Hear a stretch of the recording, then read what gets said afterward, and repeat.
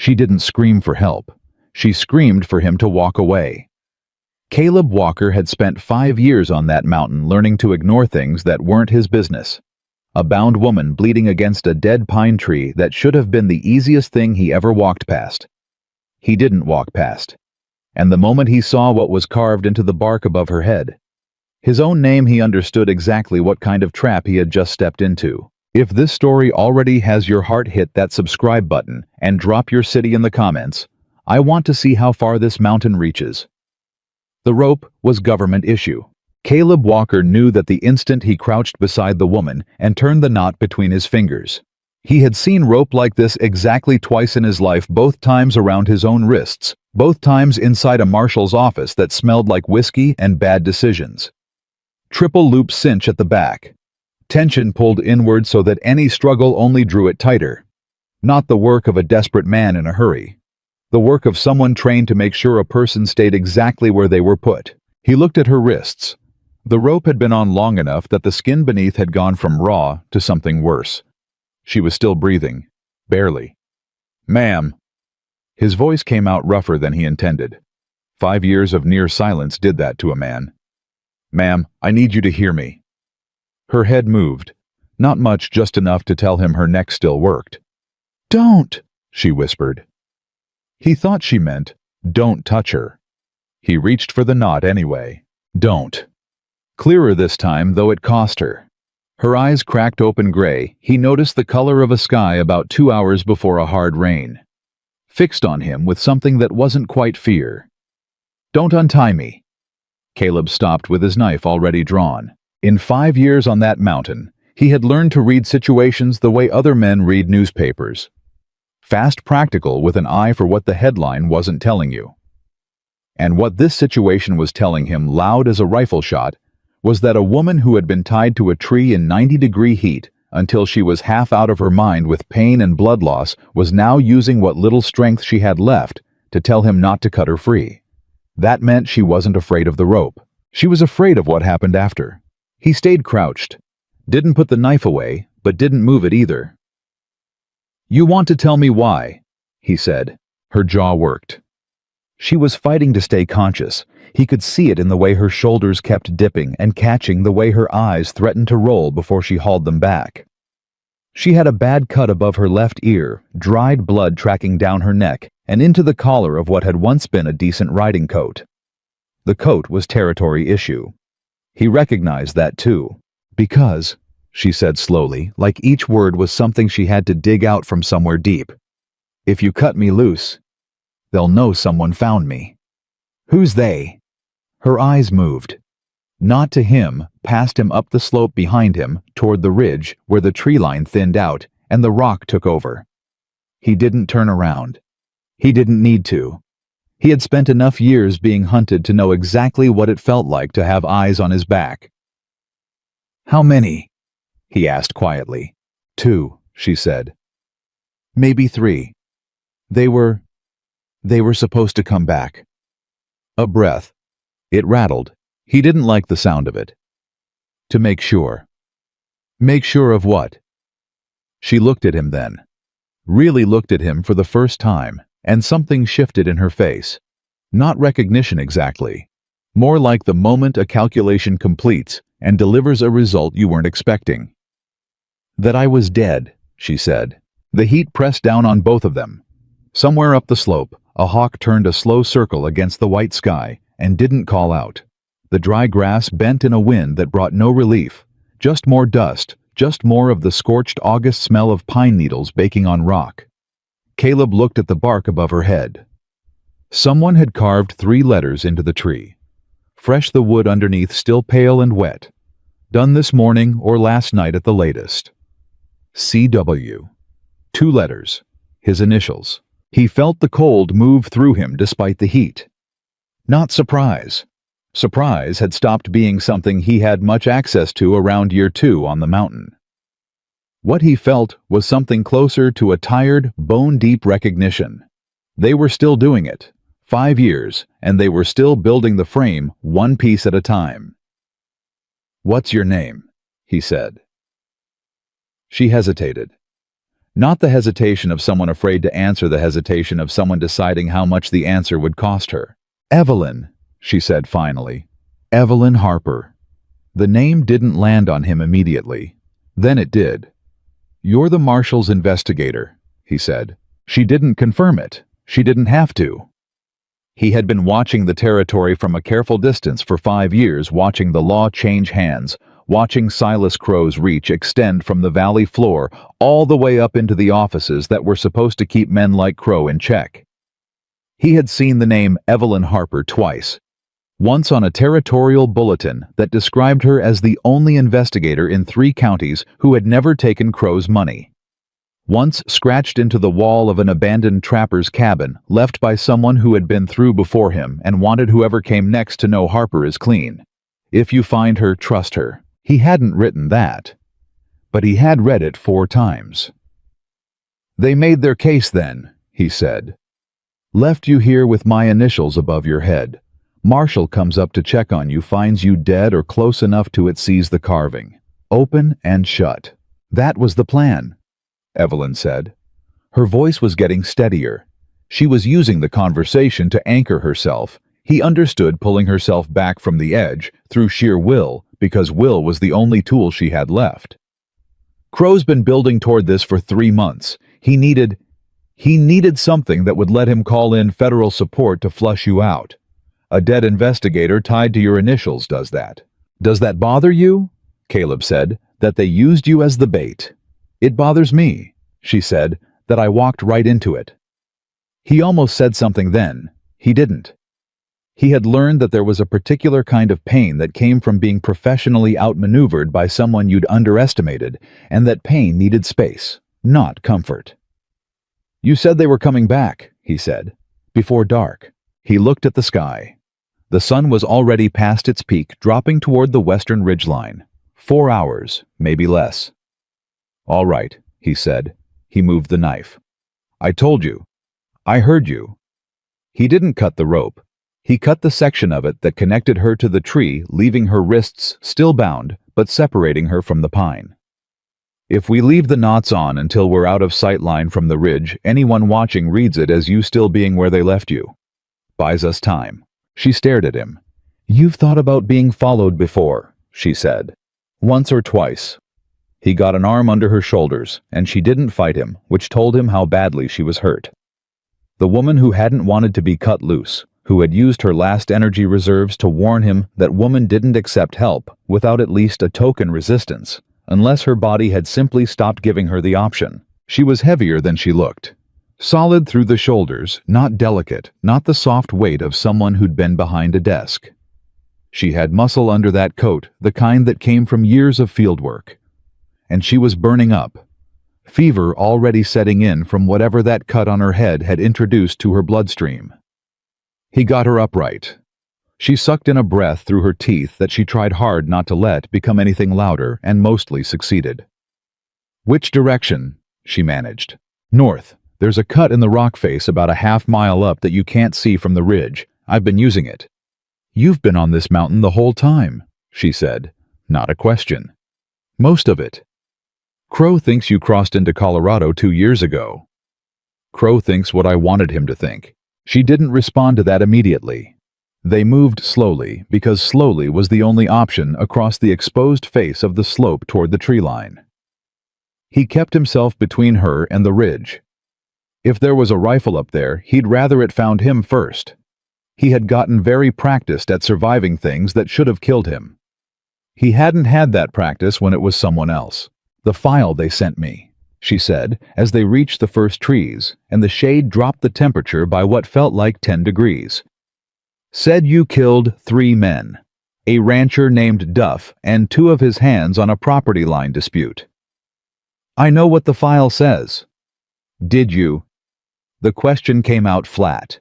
No judgment in it, just the question itself, naked and direct, the way he imagined she asked every question. He thought about how many times he had wanted someone to ask him that, and how many times someone had with a gun already pointed at him, waiting to fire regardless of the answer. "No," he said. "Then who did?" "Crow's men, 3 of them. I found Duff and his hands after." I was close enough to the scene that I had powder residue on my coat and blood on my boots from checking for survivors. He kept his eyes moving through the trees, watching for movement for shapes that didn't fit. By the time I understood what had happened and what it was going to look like, there were already riders coming up the road. So you ran. I ran. She absorbed that in silence for several steps. That's the story of every man who ever claimed wrongful conviction, she said. Yes, he said. It is. Another silence. I believe you, she said. He didn't answer that. Not because he doubted her, but because after 5 years the words landed somewhere that wasn't entirely comfortable, like feeling warmth in a hand that had been frostbitten long enough that the nerve endings had gotten strange. The cabin came into view through the tree line. He had built it into the canyon wall over the first winter half-dugout half-timber frame, the entrance positioned so it was invisible from above and below, unless you knew exactly where to look. 5 years of refinements. It was the most permanent structure he had put his hands to since the house he'd had in the valley, before all of it fell apart. He got her inside and onto the bedroll that served as his only furniture below sleeping level. She didn't protest the help this time either. Her face was the color of old ash. He found his water tin and pressed it into her hands. She drank like someone who had been counting every remaining second she had, and was now reluctantly adding a few more. The file, she said when she'd lowered the tin. I had a sealed copy on me, evidence. Chain of custody documents tracing Crow's forged land titles all the way back to the territorial office. She looked at her coat at the inside breast pocket. Her expression told him it was gone before she said it. They took it. How much of it did you have memorized? She looked at him. Most of it, she said slowly. Then the file isn't gone, he said. It's just in a different format. Something moved across her face.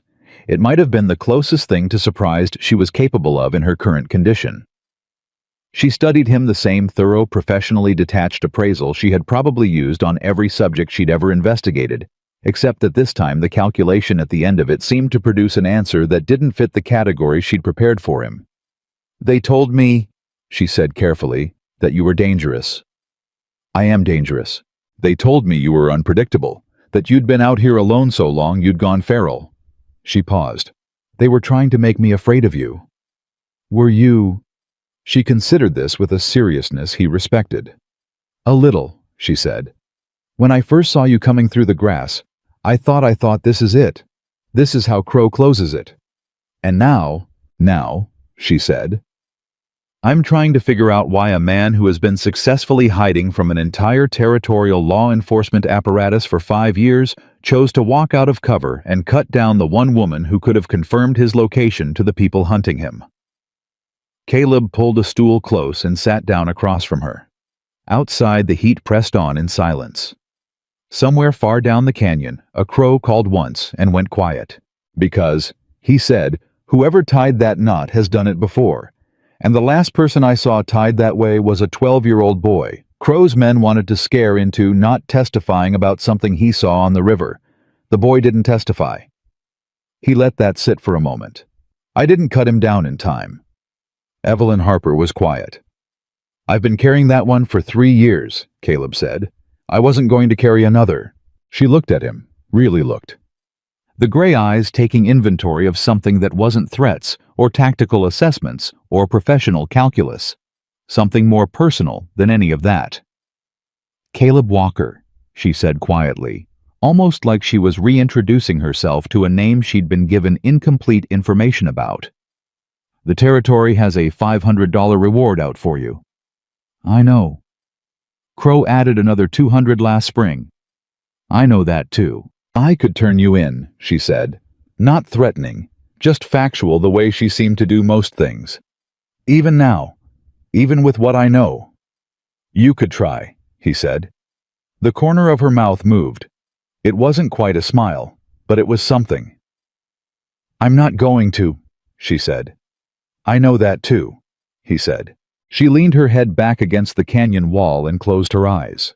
Her breathing was still too shallow, still carrying that faint rattle that he was going to have to deal with before it became something worse. The fever was real, and it was moving. He stood, went to the shelf near the back wall where he kept what passed for a medical kit clean cloth, a tin of pine pitch salve willow bark he'd stripped and dried himself, a small bottle of whiskey he'd been making last since February. "This is going to hurt," he said. "Everything hurts," she said without opening her eyes. "Do what you need to do." He cleaned the cut above her ear with the whiskey. She didn't make a sound. Not because she wasn't feeling it. The tendons in her jaw said she felt every second of it, but because she had apparently decided that the sound was something she wasn't going to give him, or the pain, or whoever had put her on that tree. He respected that more than he had words for. "The documents you memorized," he said as he worked. "Crow's titles, dates, names." When you're stable enough to sit up without tilting, we write them down. Everything you can recall. We build the case again from what you have in your head." "That's not legally admissible without the originals," she said. "It tells us where to look for the originals," he said. "Or copies. Crow files through the territorial office. That means duplicates. He can't control every copy, just the ones he knows about." A silence. "You've been thinking about this," she said. "For 5 years," he said. "I've had time." He finished with the cut, pressed the cloth against it to hold, until the bleeding fully stopped and sat back. Evelyn Harper opened her eyes and looked at the low ceiling of the cabin, with the expression of someone reviewing a plan they hadn't written, but were rapidly adopting as their own. "There's a telegraph line," she said. "Runs from Heron Creek up to the Northern Territorial Office. Bypasses Crow's County entirely." "I know the line. If we could get a message on it direct to the federal circuit judge in Denver, not the territorial office, federal. Crow doesn't own federal." "Not yet," Caleb said. She turned her head to look at him. "You think he's working on it?" "I think a man who's spent 15 years buying every lever of power within 100 miles doesn't stop at county lines because it's polite." He set the whiskey bottle back on the shelf. "But federal's harder. Takes longer. If we move before he's finished building up there, we've still got a clean channel." Outside, the sun was dropping. He could feel the shift in the light even inside the cabin, the way the angle changed and the heat eased by a single degree, just enough to remind you that night was coming. The men on the ridge would be moving soon. "You need to sleep," he said. "I need to." "You need to sleep," he said again, steady, "because in about 2 hours, I'm going to need you to be awake and functional, and right now you're running on about a quarter of what that requires. So sleep. I'll watch." She looked at him with those gray eyes for a long moment. "You're going to make a very inconvenient ally," she said. "I've been told," he said. She closed her eyes. He moved to the entrance of the cabin and stood where he could see the slope without being seen himself. The skill of 5 years, reduced to a posture a particular way of holding his body in shadow. He didn't think about Silas Crow just then. He didn't think about the ridge or the men on it, or the $207 someone would collect for putting a bullet in him. He thought about a 12-year-old boy on a riverbank 3 years ago, and about how some debts don't care how long you've been paying them. They just wait.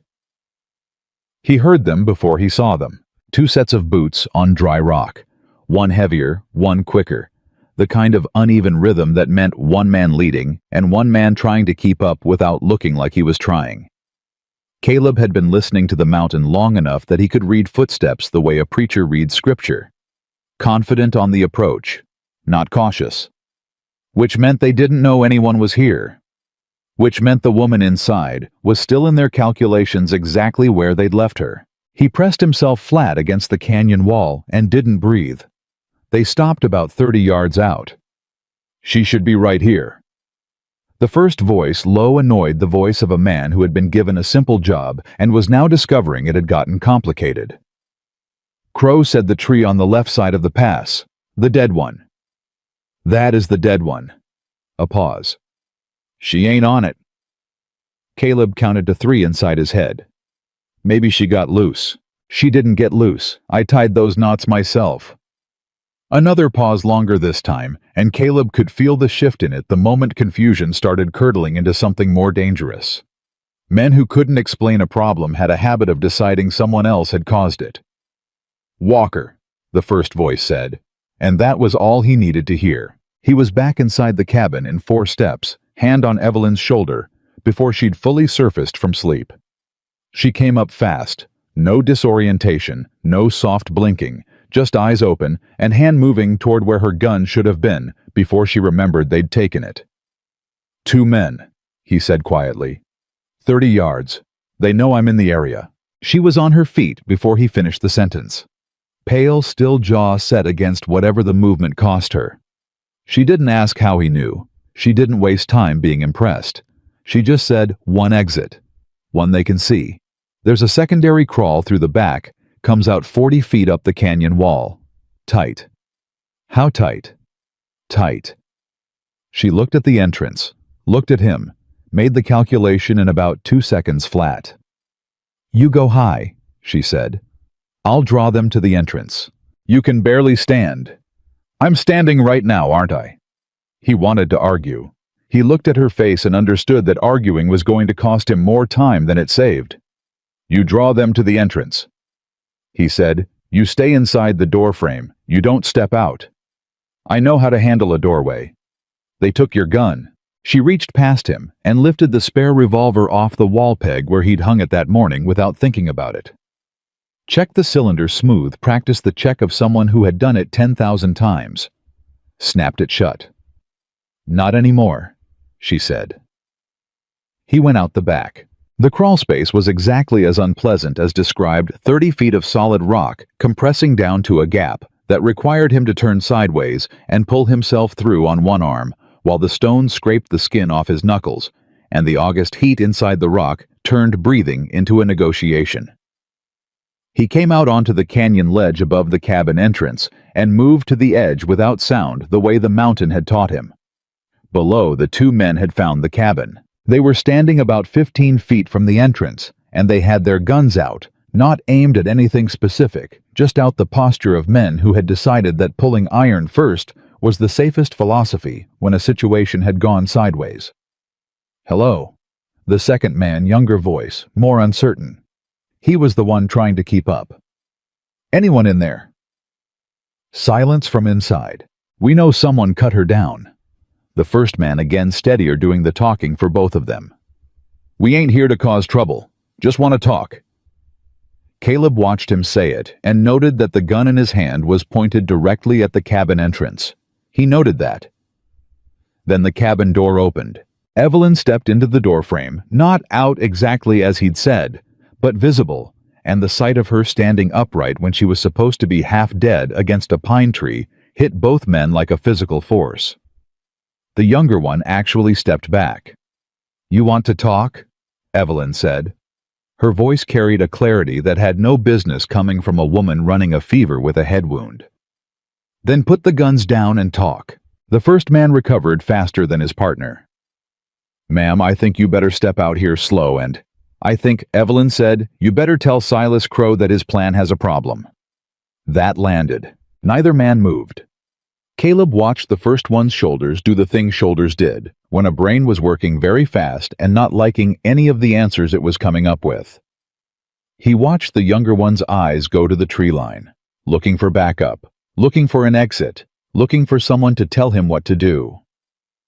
"Crow, we don't know what you tied me to a tree with government rope," Evelyn said, "using a marshal's restraint knot, and you carved initials above my head that match the name of the man Crow has been trying to frame for 5 years. Now either you want to have an honest conversation about that or you don't. But I want you to understand something before you decide." She paused, just long enough. "I'm not the only one here." Both men looked up.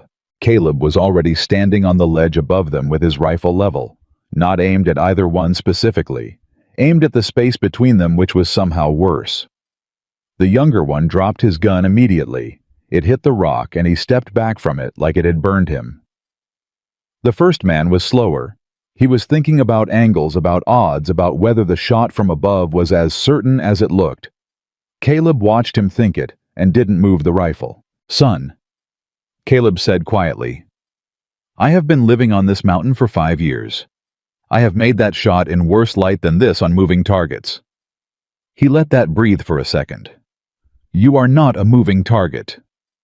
The gun came down. He had them inside the cabin 5 minutes later, wrists tied with their own rope government issue, same as what had been on Evelyn, and sitting with their backs against the wall, while Evelyn stood across from them with the revolver easy in her hand and the fever in her face that she was refusing through what appeared to be pure determination to acknowledge. The younger one talked first. They always did. His name was Roy. 22 years old, 6 months working for Crow's operation as a ranch hand who had drifted into courier work, and then into the gray area where courier work stopped being about moving cattle records and started being about other things. He said all of this with the rapid, stumbling honesty of someone who had just understood that the situation he was in was several categories above what he'd signed up for, and that the fastest way out was through the truth rather than around it. The first man, older, harder, named only as Briggs, said nothing. Just watched Evelyn with flat eyes and worked his jaw like he was chewing something. "Who gave the order?" Evelyn said to Roy. "Briggs did. But it came from—" Roy glanced at Briggs. Briggs looked back at him with an expression that communicated very specific consequences. Roy swallowed. "It came from above Briggs. Crow directly. His man. The one who runs the county office. Deacon something. Deacon Price." Caleb looked at Evelyn. She didn't look back at him, but he saw something change in the set of her mouth, a tightening that wasn't pain. Recognition. "Deacon Price is Crow's county recorder," she said, still to Roy, still level. "He registers land titles." "He does other things too," Roy said, "like arranging for federal investigators to be left on mountainsides." Roy said nothing, which was its own answer. Briggs chose that moment to speak. "You think this is over because you got 2 of Crow's men in rope." His voice was perfectly calm, the calm of someone who had already done the math and liked his own odds. "Crow's got 14 men in this county. He's got the sheriff. He's got the territorial recording office and 2 judges in his pocket, and by the time the sun comes up tomorrow, he's going to have people looking for both of you. Not just Walker, both of you." He looked at Evelyn. "You crossed a line, ma'am, when you started pulling on that land title thread. Crow was patient with you for a long time. He ain't patient anymore." The cabin was quiet. Then Evelyn said, "Good." Briggs blinked. It was Caleb noted the first time anything had gotten through to the man. "Good," Briggs repeated. "If he's not patient anymore, he'll make mistakes." She tilted her head slightly. "Patient men are dangerous. Impatient men are sloppy. And I only need him to be sloppy once." Briggs stared at her. "Lady," he said slowly, "you are in a hole in a rock on a mountain with a fever and no backup, and the most wanted man in the territory. You do not have the position to be making speeches." "I'm not making a speech," Evelyn said. "I'm telling you what I'm going to do. What you do with that information is your business." Caleb watched Briggs absorb this. Watched the calculation behind his eyes, the way a man who had spent a long time in Silas Crow's service tried to fit a person like Evelyn Harper into a category he understood. He wasn't finding one. He turned to Caleb instead. "You," Briggs said. 5 years you've been out here. Smart, careful, survived longer than anyone thought you would." He let that settle. "You know how this ends if you push it. Crow buries you. He's got the resources, he's got the law, and now he's got a federal justification." He nodded toward Evelyn. "Dead investigator, your initials above her. That's federal action. That's U.S. Marshals, not just county. You walk off this mountain into that and surviving 5 years on your own don't mean a thing." Caleb looked at him for a moment. "You're not wrong," he said. Briggs seemed to find this more unsettling than an argument would have been. "But here's what you're missing," Caleb continued. "She's not dead. That changes your whole frame. Your initials on a tree evidence requires a body. What you've got instead is a living federal investigator who can testify to exactly who tied those ropes and who gave that order." He looked at Roy. "All the way up the chain." Roy made a small sound. So the question, Caleb said, isn't how bad my situation is. The question is how bad yours just got. Briggs had no answer for that. They locked them in the secondary space at the back of the cabin, not the crawl space, but a natural alcove Caleb had gated with timber over his second winter, more secure than rope for men who knew how to work knots. Roy went without protest.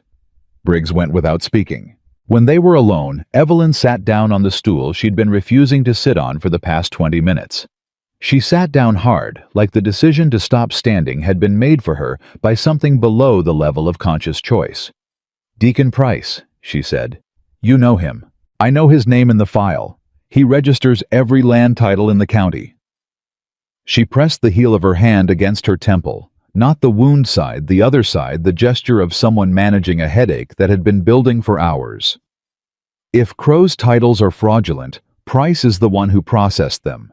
He'd know which ones are forged and which ones are legitimate, because he's the one who knows what was on file before Crow started rewriting history. "Can you get to him?" "Before Crow can get to me." She made a sound that was not quite a laugh. "That's the question, isn't it?" She was quiet for a moment. "Price is a company man.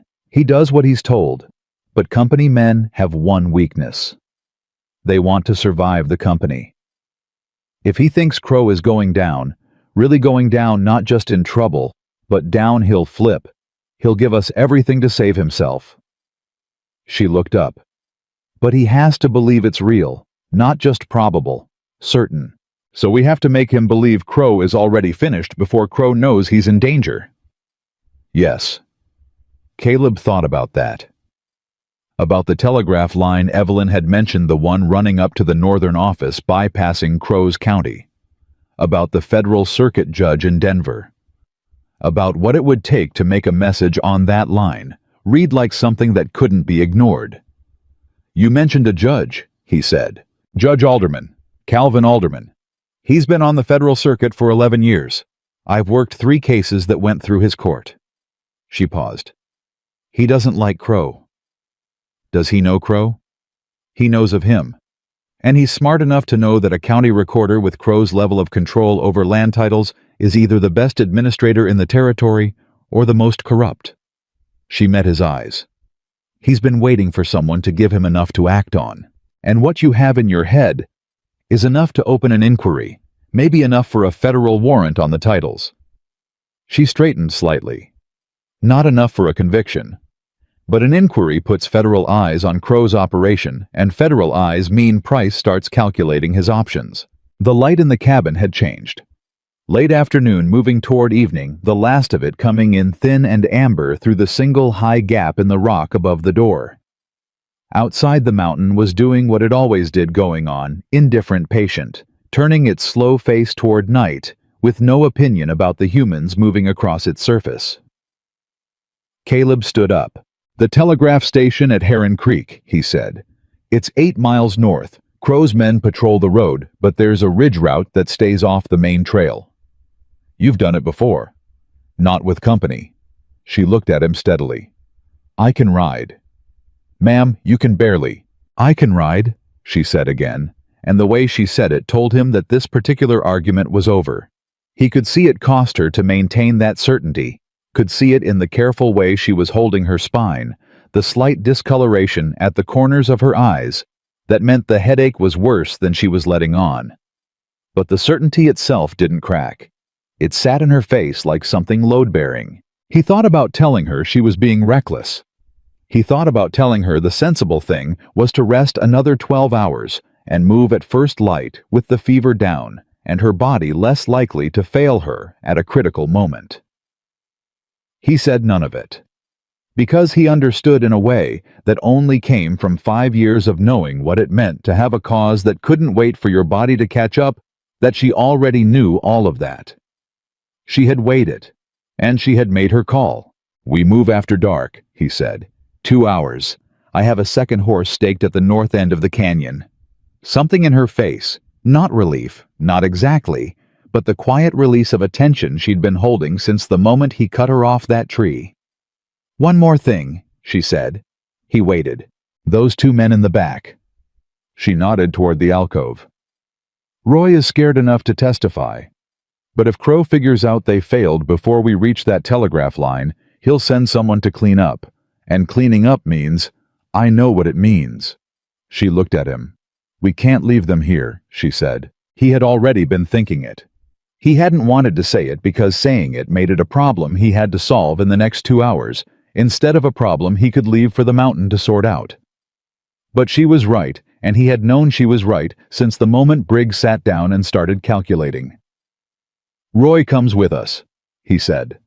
She nodded. Briggs, Caleb looked toward the alcove, thought about the flat eyes, the calm voice, the man who had carried out orders to leave a woman for dead on a mountainside without, as far as Caleb could tell, a single moment of hesitation. Briggs stays tied, he said, but I'll cut enough slack that he can work free by morning. By morning we'll be at the telegraph line or we won't, and either way, Briggs being loose isn't going to change it. Evelyn considered this. That's more mercy than he'd have given either of us. Probably, Caleb said. Why? He reached for his hat from the peg by the door, settled it. Because I'm not him, he said. The 2 hours passed faster than they should have. Caleb spent them checking the ridge route in his head, running through the 8 miles the way he had run through 100 dangerous miles over 5 years. Not with confidence, which was a luxury, but with the particular focused competence that came from having survived everything that was supposed to stop you. He checked the horses. He pulled what he needed from the cabin and left what he couldn't carry.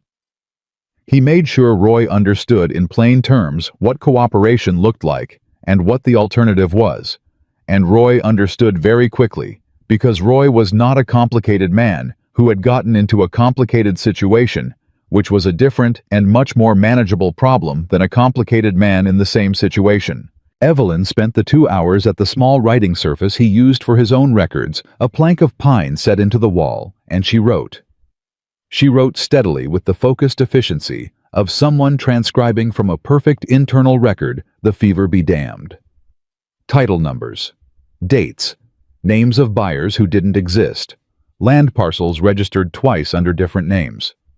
The internal structure of a fraud so thorough and so long-running that it must have seemed to Silas Crow entirely invulnerable. When she finished, she had 4 pages in a tight, angular hand. She looked at them for a moment. Then she looked at Caleb. If something happens to me before we reach that telegraph line, she said, these pages go to Judge Alderman, not the territorial office, not the county, federal only. Nothing's going to happen to you. That's not a promise you can make. He looked at her.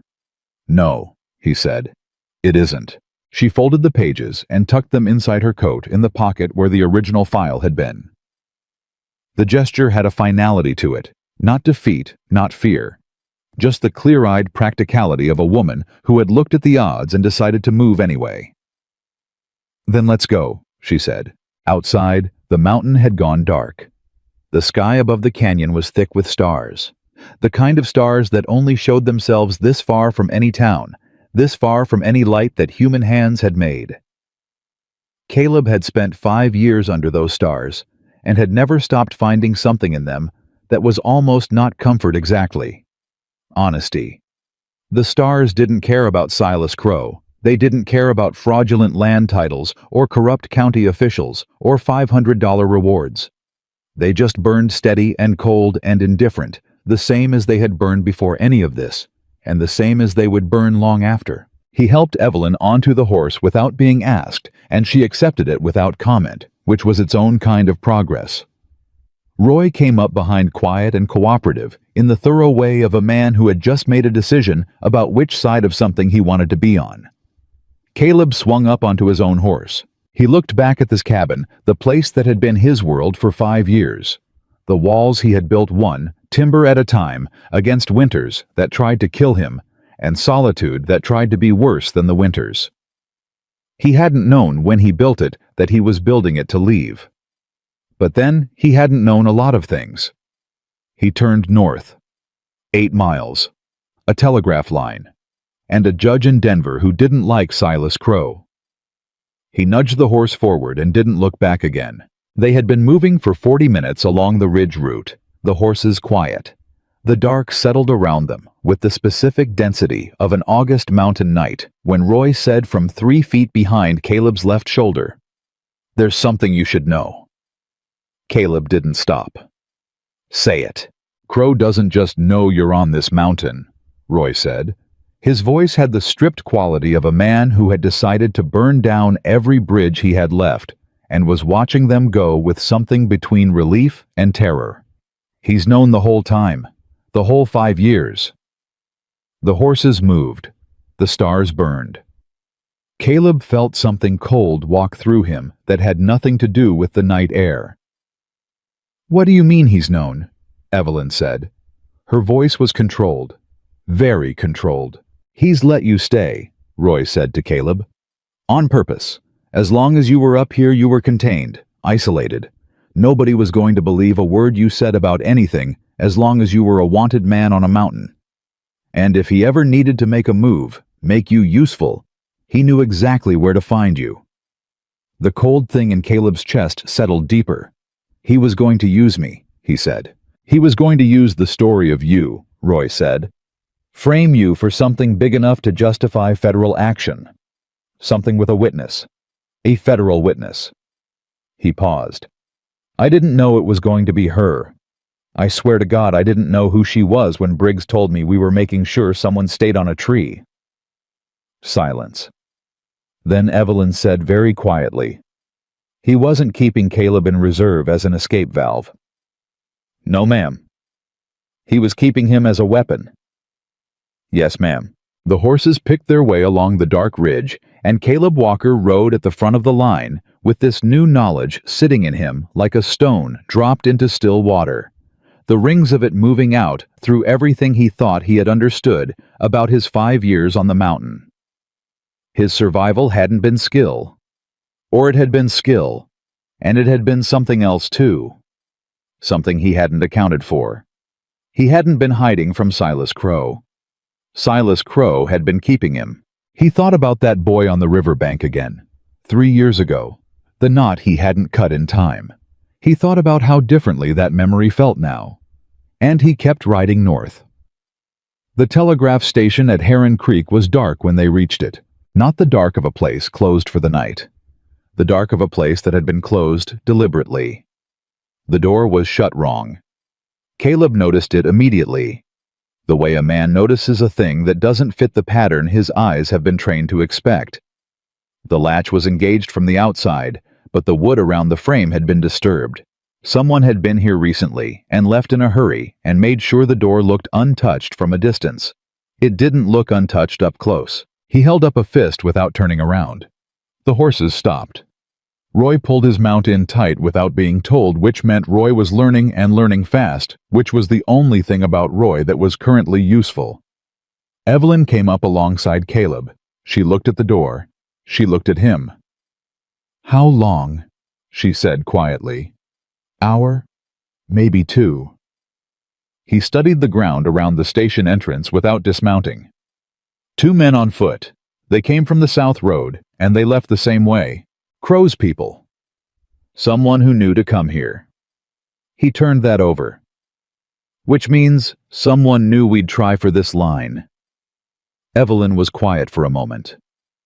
"Briggs?" Caleb looked at her. "We left Briggs tied but alive," she said. "We said that either we'd reach the telegraph line or we wouldn't, and Briggs being loose wouldn't change it." She met his eyes.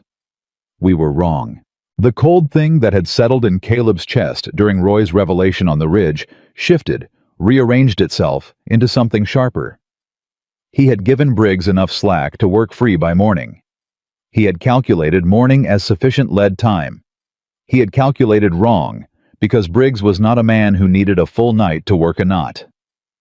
Briggs was a man who had been tying and untying knots his whole professional life, and the slack Caleb had left him had probably lasted 90 minutes at the outside. 90 minutes.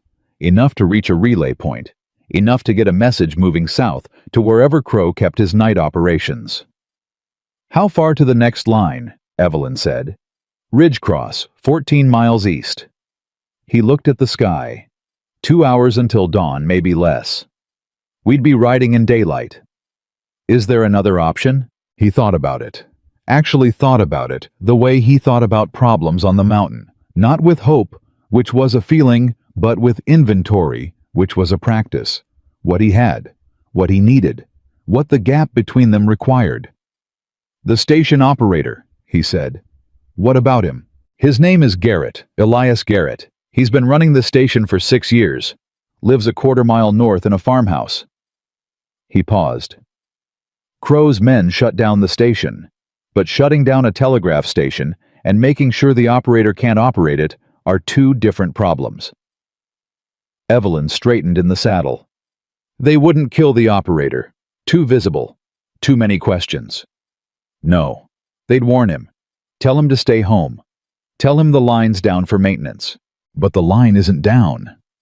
No, Caleb said. It isn't.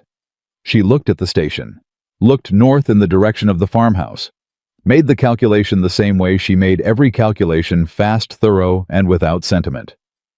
We need him to open that station, she said. We do. And he's going to open his door in the middle of the night to the most wanted man in the territory. He might, Caleb said, if the right person does the asking. Evelyn looked at him. A long moment. I'll go, she said. You're running a fever and I'm a federal investigator with a badge that is still legally valid, regardless of what Crow's men did to the station. She was already pulling her coat straight, doing the small automatic things that people did when they were preparing to be seen. A scared telegraph operator responds to authority. You walking up to his door in the dark gives him nothing to hold on to. I walk up, I show the badge, I tell him I need that line in the name of federal law. He has something to weigh against whatever Crow's men told him. Caleb looked at her. She was right. He hated that she was right because she was right, and she was also still running a fever that he could feel radiating off her from 2 feet away, and the cut above her ear had bled through the dressing he'd changed 2 hours ago, and none of that had slowed her down by a single step or dimmed a single thing behind her eyes. Roy stays with the horses, he said. I come with you. You'll scare him. I'll stay back, but I come with you. She looked at him for one more moment.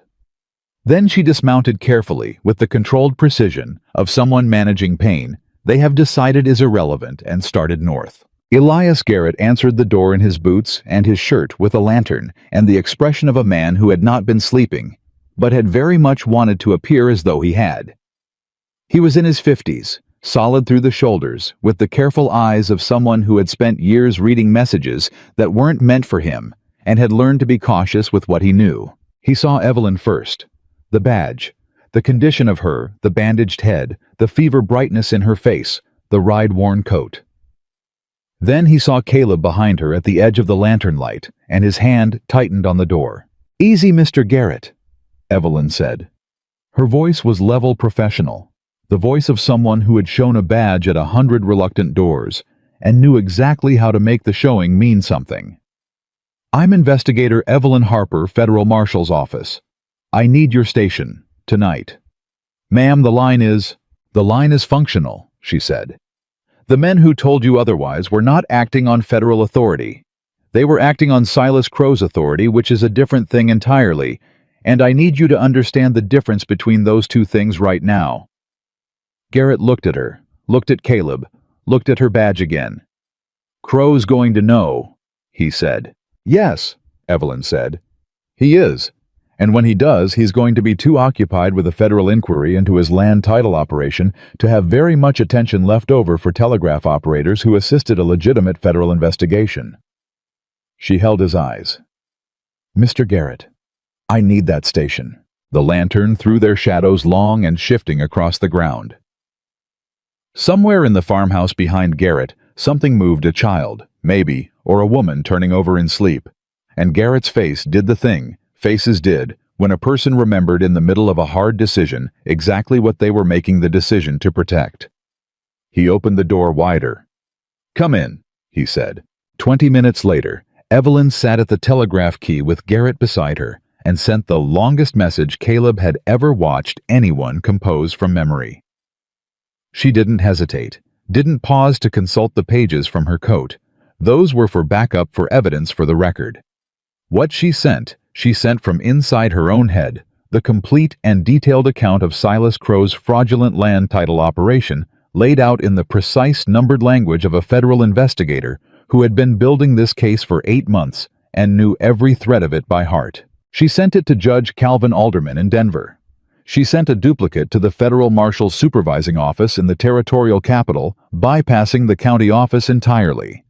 And she sent a third shorter message, just names, dates, and a single line of instruction to a contact Caleb didn't recognize in an office Garrett told him quietly was the Federal Land Registry. When she finished, her hands were shaking. Not badly, barely visible, but shaking. Caleb saw it. She knew he saw it. Neither of them said anything about it.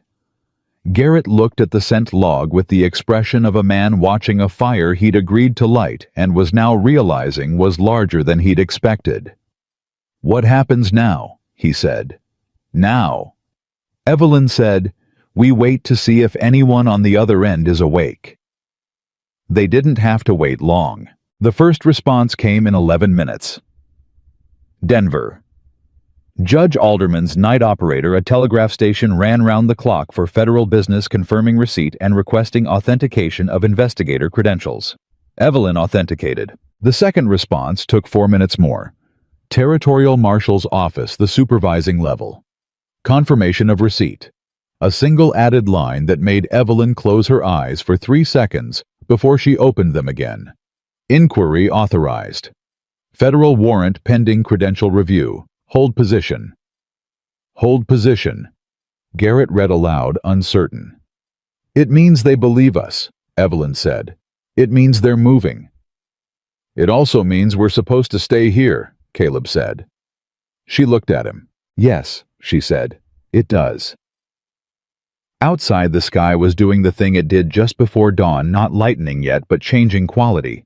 The dark shifting from solid to porous, like something that was about to become something else. Caleb stood at the farmhouse window and looked at it, and thought about holding position. He thought about 14 of Crow's men in the county, about a sheriff on Crow's payroll, about Briggs free of his ropes and moving south, and how much information Briggs was currently delivering to Silas Crow about exactly where they were and exactly what they'd been trying to do. About the telegraph station a quarter-mile south, now confirmed active and confirmed connected to federal offices in Denver. About how long it would take Crow to understand what that meant, and about what Crow would do the moment he understood it. He turned from the window. "We have maybe 3 hours before Crow knows that message went through," he said. Evelyn looked up from the chair where she'd been sitting very still in the way of someone who had been letting their body recover on the strict understanding that it had to be available again shortly.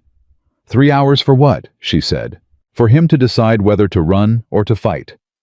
He met her eyes. "Crow doesn't run. He's never had to. Every time something threatened him, he had enough law in his pocket to bury it. This is the first time he doesn't have that. He let that sit for a beat. Which means he fights. And the way Crow fights is he removes the problem at the source." "We're the source," Evelyn said. "We're the source," Caleb said. Garrett had gone very still in the corner. "Mr. Garrett," Caleb said, "is there somewhere your family can go this morning? Someone nearby? Somewhere that isn't here?" Garrett looked at him, looked at Evelyn. His jaw worked. "My sister," he said. "South of the creek, 2 miles. "I'd take them there now," Caleb said. "Not an order, not quite. The way you said a thing when the situation had made the right answer obvious and you were just the person pointing at it." Garrett stood. Moved toward the back of the house without another word, and the sound of him waking people and speaking low and urgent was the sound of a man who had just understood completely what he'd agreed to let into his house. When he was gone, Evelyn said, "You think Crow will come here?" "I think Crow will send someone here. He'll come to the station." Caleb moved away from the window. "If that station is his only way to intercept or contradict what just went to Denver, he'll want to control it, or destroy it. He can't destroy it, it's federal infrastructure.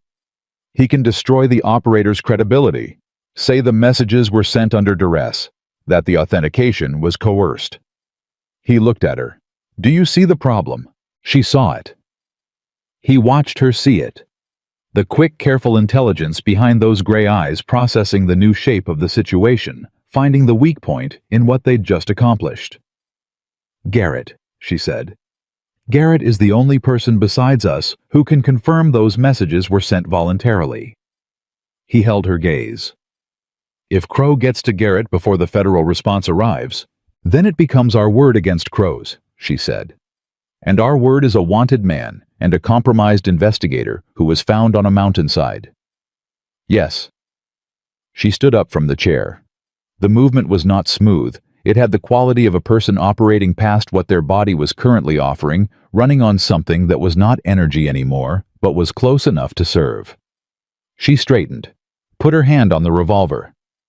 "Then Garrett doesn't go to his sister's alone," she said. "No. Roy," she said. Caleb nodded. "Roy takes Garrett and his family south, stays with them, keeps his head down. And if anyone asks Roy what he knows everything," she said. "And he's already scared enough to tell it." A pause. "That's 3 witnesses, Roy, Garrett, and me." "2 witnesses and a federal investigator," Caleb said. Something moved through her face. It wasn't vanity, it wasn't personal. It was the thing that happened when a professional was reminded that their status, their years, their credibility still meant something even when the people who'd sent them into the field had been bought. "Right," she said quietly. 2 witnesses and a federal investigator. They got Roy and Garrett sorted in 15 minutes. Roy, to his credit, didn't ask questions. He looked at Caleb, looked at Evelyn, looked at the Garrett family, standing in the farmhouse doorway, with the expression of people who had been very suddenly removed from the life they'd been living, and he said, "South Road to the creek crossing."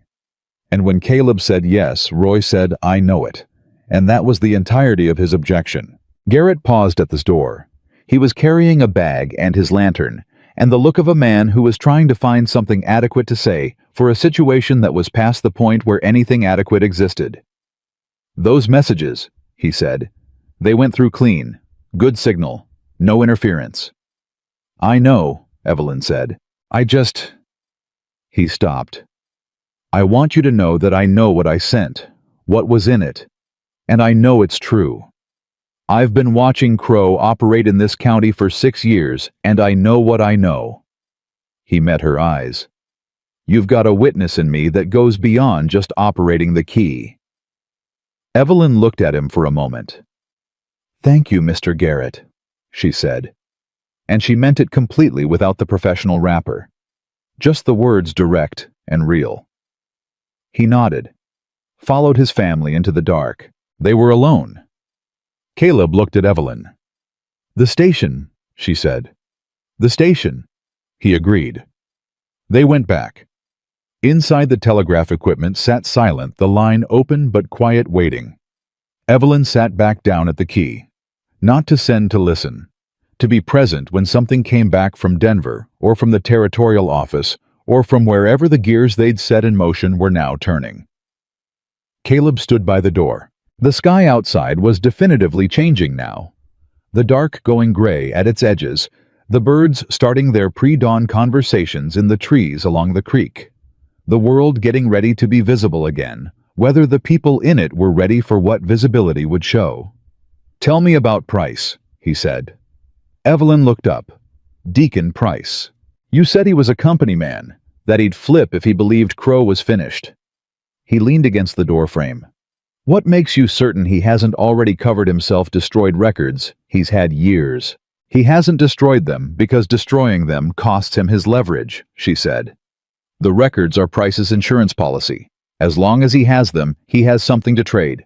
As long as he has something to trade, he's valuable. The moment he destroys the records, he becomes just another man who participated in a fraud with no documentation to prove he's more useful than the others." "Smart," Caleb said. "Careful," she corrected. "Careful and smart aren't the same thing. Smart would have been not taking Crow's money in the first place." The key clicked. Both of them went still. Evelyn leaned in. Her hand moved to the receiver, hovering, not touching. She read it incoming. Her lips moving slightly, and Caleb watched her face for the translation because reading Morse at speed was not something in his 5 years of mountain education. Her face went through something. "What?" he said. She sat back. Her hands were steady again. The shaking from earlier was gone, replaced by something that was very still in a different way. "Federal warrant issued," she said. "Judge Alderman signed it 40 minutes after receiving my message. Land Title Records County Recorder's Office, immediate seizure and review." She paused. "And a material witness summons. Deacon Price." The silence in the station felt different than the silence before. "They moved fast," Caleb said. "Alderman has been waiting," she said. "I told you, he just needed something solid enough to act on." "Does Price know yet?" "The summons goes through the federal marshal's office in the territorial capital, not the county." She was thinking out loud now, running the logistics the way she ran everything, with the sequential, unflinching clarity of someone who had been trained to see consequences 3 steps ahead. Price won't know until federal marshals show up at the county recorder's office. If that happens before Crow can warn him, Price panics, Caleb said. "Price talks," she said, "to whoever is there when he panics. And federal marshals showing up at his door before Crow shows up at his door is the difference between Price being a witness for the prosecution and Price being a loose end that Crow needs to manage." Caleb was already doing the math. The territorial capital was east full day's ride. Federal marshals moving fast with a warrant on horseback 8 hours, maybe 7. Crow's men were already moving. Roy's information, Briggs's escape, and the station shutdown. Crow knew something had gone wrong with his plan. He didn't know yet what shape the wrong had taken. But he would. "How much time before Crow figures out that warrant exists?" Caleb said. "He'll know when his man at the territorial office sees the paperwork," Evelyn said. "He has a man there, I'm certain of it. Maybe 2 hours, maybe less." "And Price is in town." "County recorder's office. He's there every morning by 7. It's nearly 6. She met his eyes. The thing that passed between them in that moment was not a plan. A plan took longer. What it was the mutual recognition of a window narrow, closing the kind of window that you either went through or watched shut, with the understanding that it would not open again. "There's a road," Caleb said. "Cuts down from the ridge into town. 40 minutes on a good horse. I know it. You'd be riding into Crow's County," she said. "In daylight, with a warrant Price on your head. I'd be riding in to get to Price before Crow does." "Caleb, if Price gets Crow's version of events before he gets ours," he said, "he calculates different. He decides Crow can still protect him. And if Price decides that we lose the one person who can confirm every document in your file without us having to produce the originals." She stared at him. "You're talking about riding into town," she said again. "I'm talking about going to get your witness," he said, "by yourself. You need to stay on that key. When the next message comes from Denver or the territorial office, you need to be the person who receives it. You're the authenticated investigator. Your responses carry legal weight that mine don't. You don't have legal weight of any kind. You're a wanted man." "I know what I am," he said. And the way he said it was very quiet, not hard, not defeated, just the plain statement of a man who had been living inside that particular fact for 5 years and had developed an accurate and unromantic relationship with it. "But I'm also the only one here who can get to Price and back before Crow's men cut off the road. If they catch you, they've been trying to catch me for 5 years. This isn't the mountain, Caleb. This is town. In daylight." "No," he said. "It's the edge of town, before daylight, and then back up the ridge road before anyone who matters has had their morning coffee." She was looking at him with an expression he hadn't seen on her before, not assessment, not calculation. Something more personal than that. Something that cost her to show. "You'd do that," she said, not a question. "I'd do that," he said, "for a case." "For the right outcome," he said, "which is what the case is for." She was quiet. "Price will be scared," she said finally. "He'll look for a reason not to believe you." You need to give him something he can verify, something that proves the federal warrant is real, without him being able to call the county office to check, because the county office is compromised. What do I give him? She reached into her coat, pulled the folded pages, the ones she'd written at the cabin by lantern light, the full reconstruction of Crow's operation from memory. She held them out. "Those are the only copies," Caleb said. "Yes," she said. He looked at the pages, looked at her. "Evelyn, if you get to Price and he reads those pages and he sees that a federal investigator has already reconstructed the entire operation from memory, alone, he'll know the records don't protect him anymore. He'll know the only thing that protects him now is cooperation." Her hand was steady, holding the pages out. "Take them." He took them, folded them, put them in his coat. "And if something goes wrong," he said. "Then you still have them," she said. "And you find a way." He looked at her for a long moment. The gray eyes, the steady hands, the fever that she was treating as a minor inconvenience because she had decided it was a minor inconvenience. "I'll be back before 8, he said. "Don't make promises you can't guarantee." "I'm not promising," he said. "I'm planning." Something moved across her face again, that thing that wasn't quite a smile, but occupied the same space. "Go," she said. He went.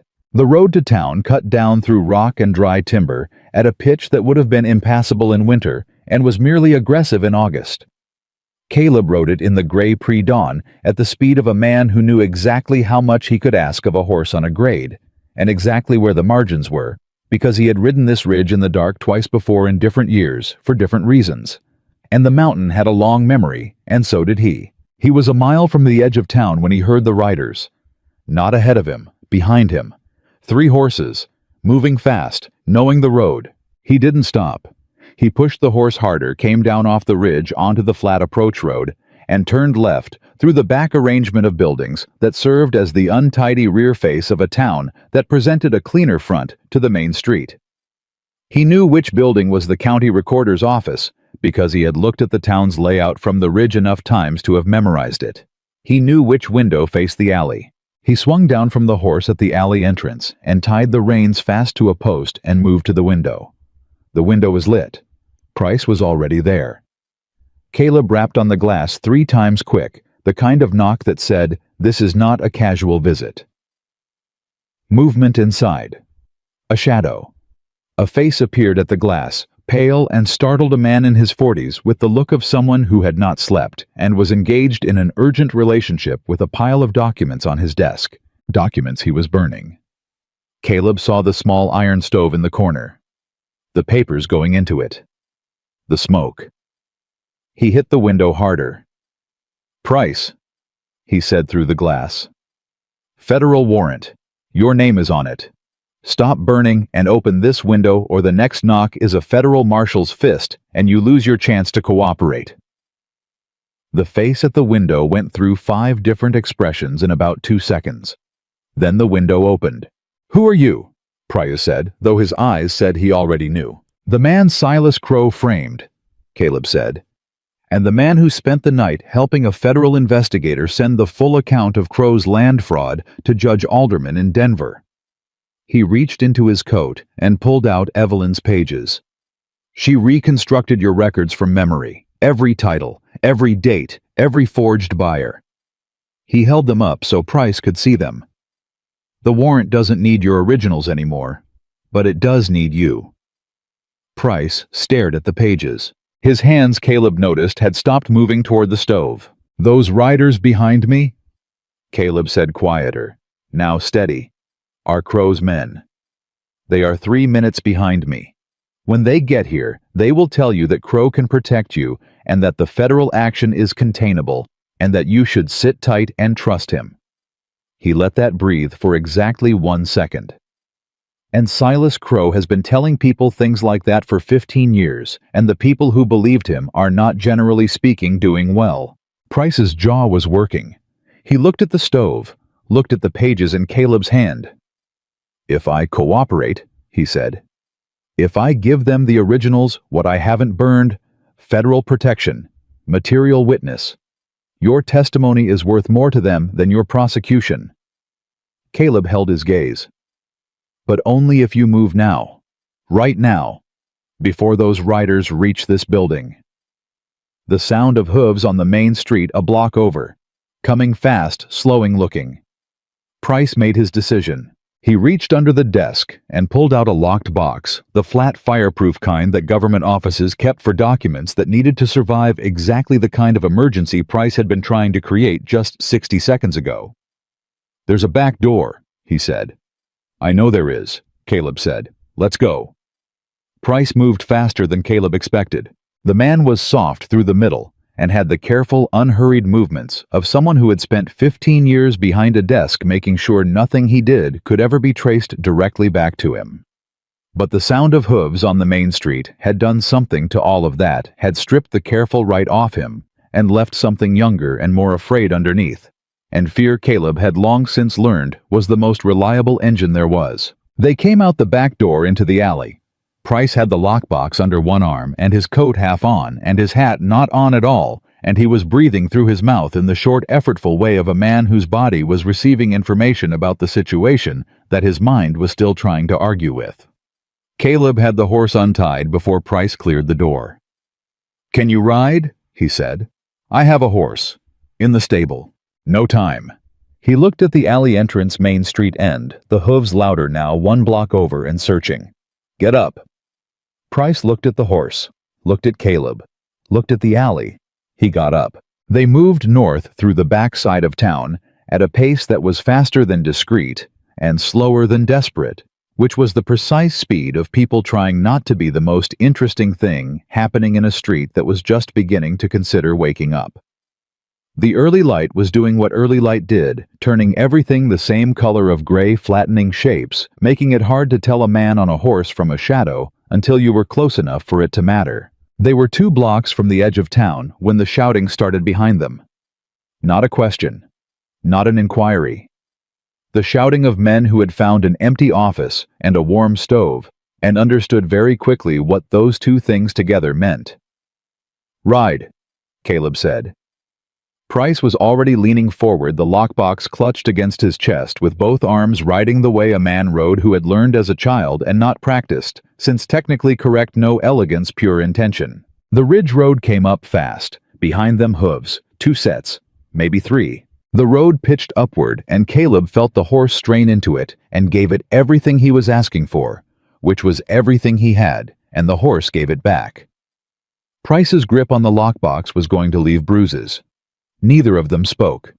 The math of pursuit was simple enough that it didn't require discussion. They either reached the tree line before the riders behind them got close enough for a clear shot, or they didn't. They reached the tree line. The first shot came 2 seconds later high and left the shot of a man firing uphill at a moving target in poor light, which was among the hardest shots that existed. It hit rock somewhere above them and scattered. The second shot didn't come. Not because the men below had given up, because the angle had closed the trees and the pitch of the road folding them out of sightline as effectively as a door swinging shut. Caleb slowed the horse to something the grade could sustain and listened. The pursuit sounds were receding, not because they'd stopped, but because the riders below were stopping. Calculating. Deciding whether following up a ridge road in growing daylight after a man who had lived on that mountain for 5 years was a reasonable use of their continued existence. Apparently it wasn't. He breathed. Price made a sound beside him that was not quite a word. "You all right?" Caleb said. "I've never been shot at before," Price said. "I know," Caleb said. "You get used to it." Price looked at him with an expression that suggested he had no intention of getting used to it, and found it faintly horrifying that someone might. The telegraph station came back into view 20 minutes later.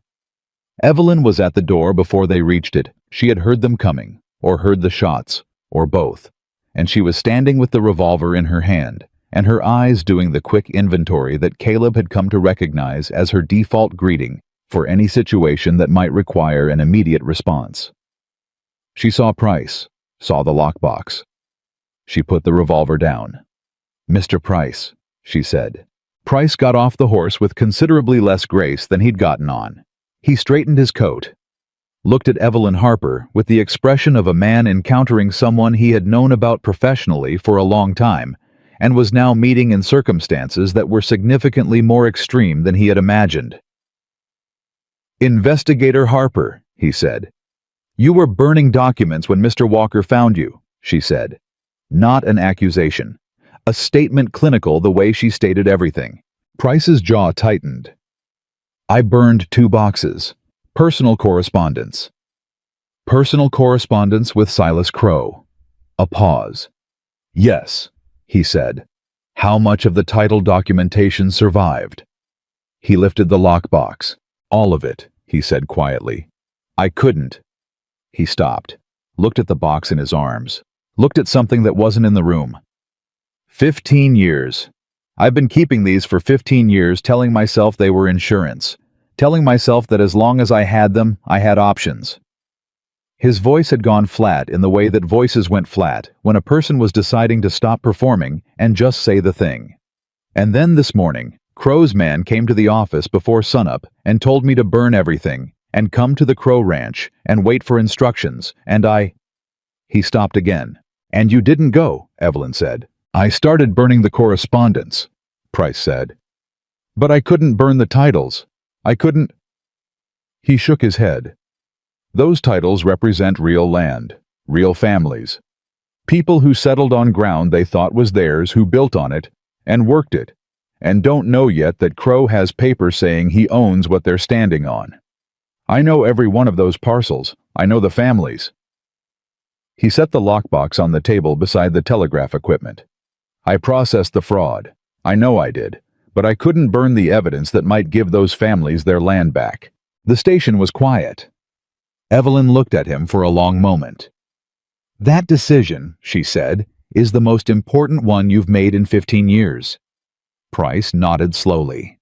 The relief on his face was the kind that didn't feel like relief, yet the kind that came before you understood that the thing you'd been dreading was actually less terrible than carrying the weight of it had been. Caleb stood by the door and said nothing because this was not his moment, and he understood that. The telegraph key clicked. Evelyn was at it in 3 steps. She read it, and Caleb watched her face, and her face told him something significant had happened before she said a word. "Federal marshals departed the territorial capital at 5 this morning," she said. 7 men. Full warrant authority. She looked up. "Estimated arrival county line midday." Price exhaled. "That's 6 hours," Caleb said. "Closer to 5 now," she said. She looked at Price. "Crow will know the marshals are coming before they arrive. He has his man at the territorial office, which means Crow has 5 hours to do something about it," Caleb said. "What can he do?" Price said, and the question had a desperate hopefulness in it, the hope of someone who wanted to be told that the machinery now in motion was unstoppable, that they had passed the point where one man's power could reach it. Caleb and Evelyn looked at each other. "He can move the money," Evelyn said. "The land, he can't hide that. The titles are what they are, and we have them now. But cash holdings accounts assets he's built on top of the fraudulent foundation, those he can move if he has time." "He can run," Caleb said. Price shook his head. "Crow won't run. I've worked for that man for 15 years. He doesn't believe there's anything he can't buy or break or wait out." He said it with the weary certainty of someone describing a natural law. "He's going to come at this. He's going to come at you." "We know," Caleb said. "You don't understand." Price leaned forward. "He has 14 men, armed, loyal, or paid enough to act loyal, which is the same thing in the short run. And he has the county sheriff. Sheriff Holt has 6 deputies, all on Crow's money. That's 20 men minimum between now and when the federal marshals arrive. 20 men and 5 hours. He looked at them both. "And this station is exactly where he'll come first. Because this station is the evidence that the federal action is real." The silence that followed had weight. Evelyn was the one who broke it. "Then we don't stay here," she said. "We can't abandon the station," Caleb said. "The marshals need to be able to reach us on the line when they get close." "We don't abandon it," she said. "We make it defensible. And we make Crow understand that taking the station costs him more than leaving it does. She looked at Price. How many people in this county know what Crow has been doing? Honestly, no, not suspect, no. Price thought about it. A dozen, maybe. People who've seen enough to understand. Ranchers whose boundary lines shifted after Crow's men did a survey. A woman named Clara Marsh, whose homestead claim was disputed after her husband died. She's been fighting it in the county court for 3 years. She knows. And they're afraid of Crow, Evelyn said. Terrified. Are they more afraid of him, she said, or more afraid of what happens if he wins? Price opened his mouth, closed it. Because if there are people in this county who know what Crow has been doing, she said, and who understand that federal marshals are coming with the documentation to prove it, and who understand that Crow's last move before those marshals arrive might include removing the witnesses, she let that sit. Fear of Crow and fear of what Crow will do are two different things. People stay quiet for the first one. People act for the second. You want to tell them, Price said slowly. You want to tell the people in this county that Crow is going to move against them today. I want them to have the chance to decide what they do with that information, she said. That's different. Caleb was looking at her with something he hadn't quite felt before. Not admiration exactly, though it was adjacent to that. It was the feeling of watching someone operate at the full capacity of what they were built to do when the circumstances finally matched what they'd been built for. Like seeing a tool used correctly for the first time. The Marsh woman, he said to Price. Where is she? Her homestead is 3 miles west of here. She'll be up by now. She's a rancher. She doesn't sleep past first light. Who else closest? Price thought. Named 3 more names. Gave locations. Gave brief assessments of each. This one has 2 sons. This one has a rifle and knows how to use it. This one is old, but the whole community listens to her. Caleb looked at Evelyn. I'll go, he said. You just rode into town and back. Horse has rested 20 minutes. That's enough. She looked at him with those gray eyes doing the calculation she always did, honest and fast and without sentiment. Clara Marsh first, she said. She's the one who'll bring the others. He was out the door before she finished the sentence. The next 2 hours moved, the way hours moved when everything that mattered was happening just outside the range of what any one person could see. Caleb rode west to the Marsh homestead and found Clara Marsh exactly where Price had said she'd be in the yard, working the kind of woman who had absorbed enough hard years that she'd stopped distinguishing between work and existing. She was in her 50s, built like someone who had been arguing with the land her whole life, and had mostly won with eyes that went to Caleb's face and stayed there when he told her who he was. She didn't back up, didn't reach for anything. Caleb Walker, she said. Yes, ma'am. They said you killed 3 men. They said a lot of things, he said. Some of them were even about real events. She looked at him for a long 3 seconds. My husband used to say that Silas Crow was the kind of man who owned the law the way other men owned livestock. Feed it work, it sell it when you're done with it. Your husband was right, Caleb said. My husband is dead, she said, and Crow is trying to take the land he left me. She wiped her hands on her apron.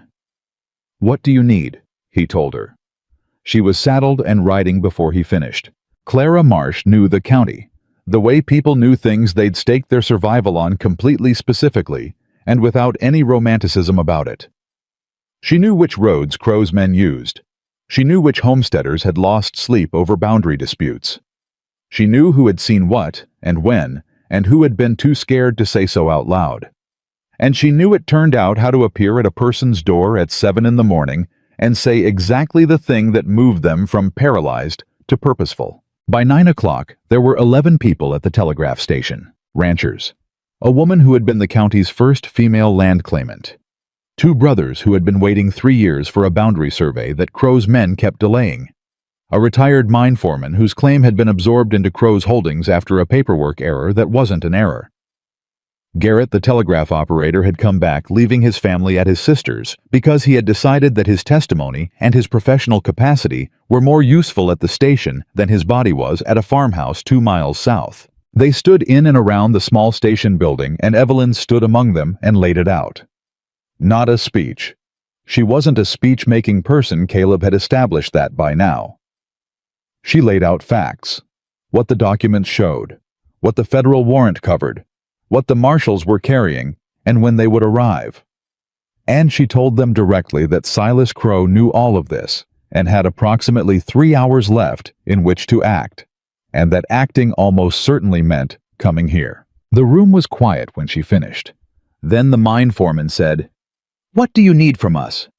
Caleb watched Evelyn look at 11 people who had every reason to be afraid and were choosing to be here instead, and he watched something move across her face that she controlled quickly, but not quite quickly enough for him to miss. "I need you to stay," she said. "That's all. 11 witnesses are harder to disappear than 2.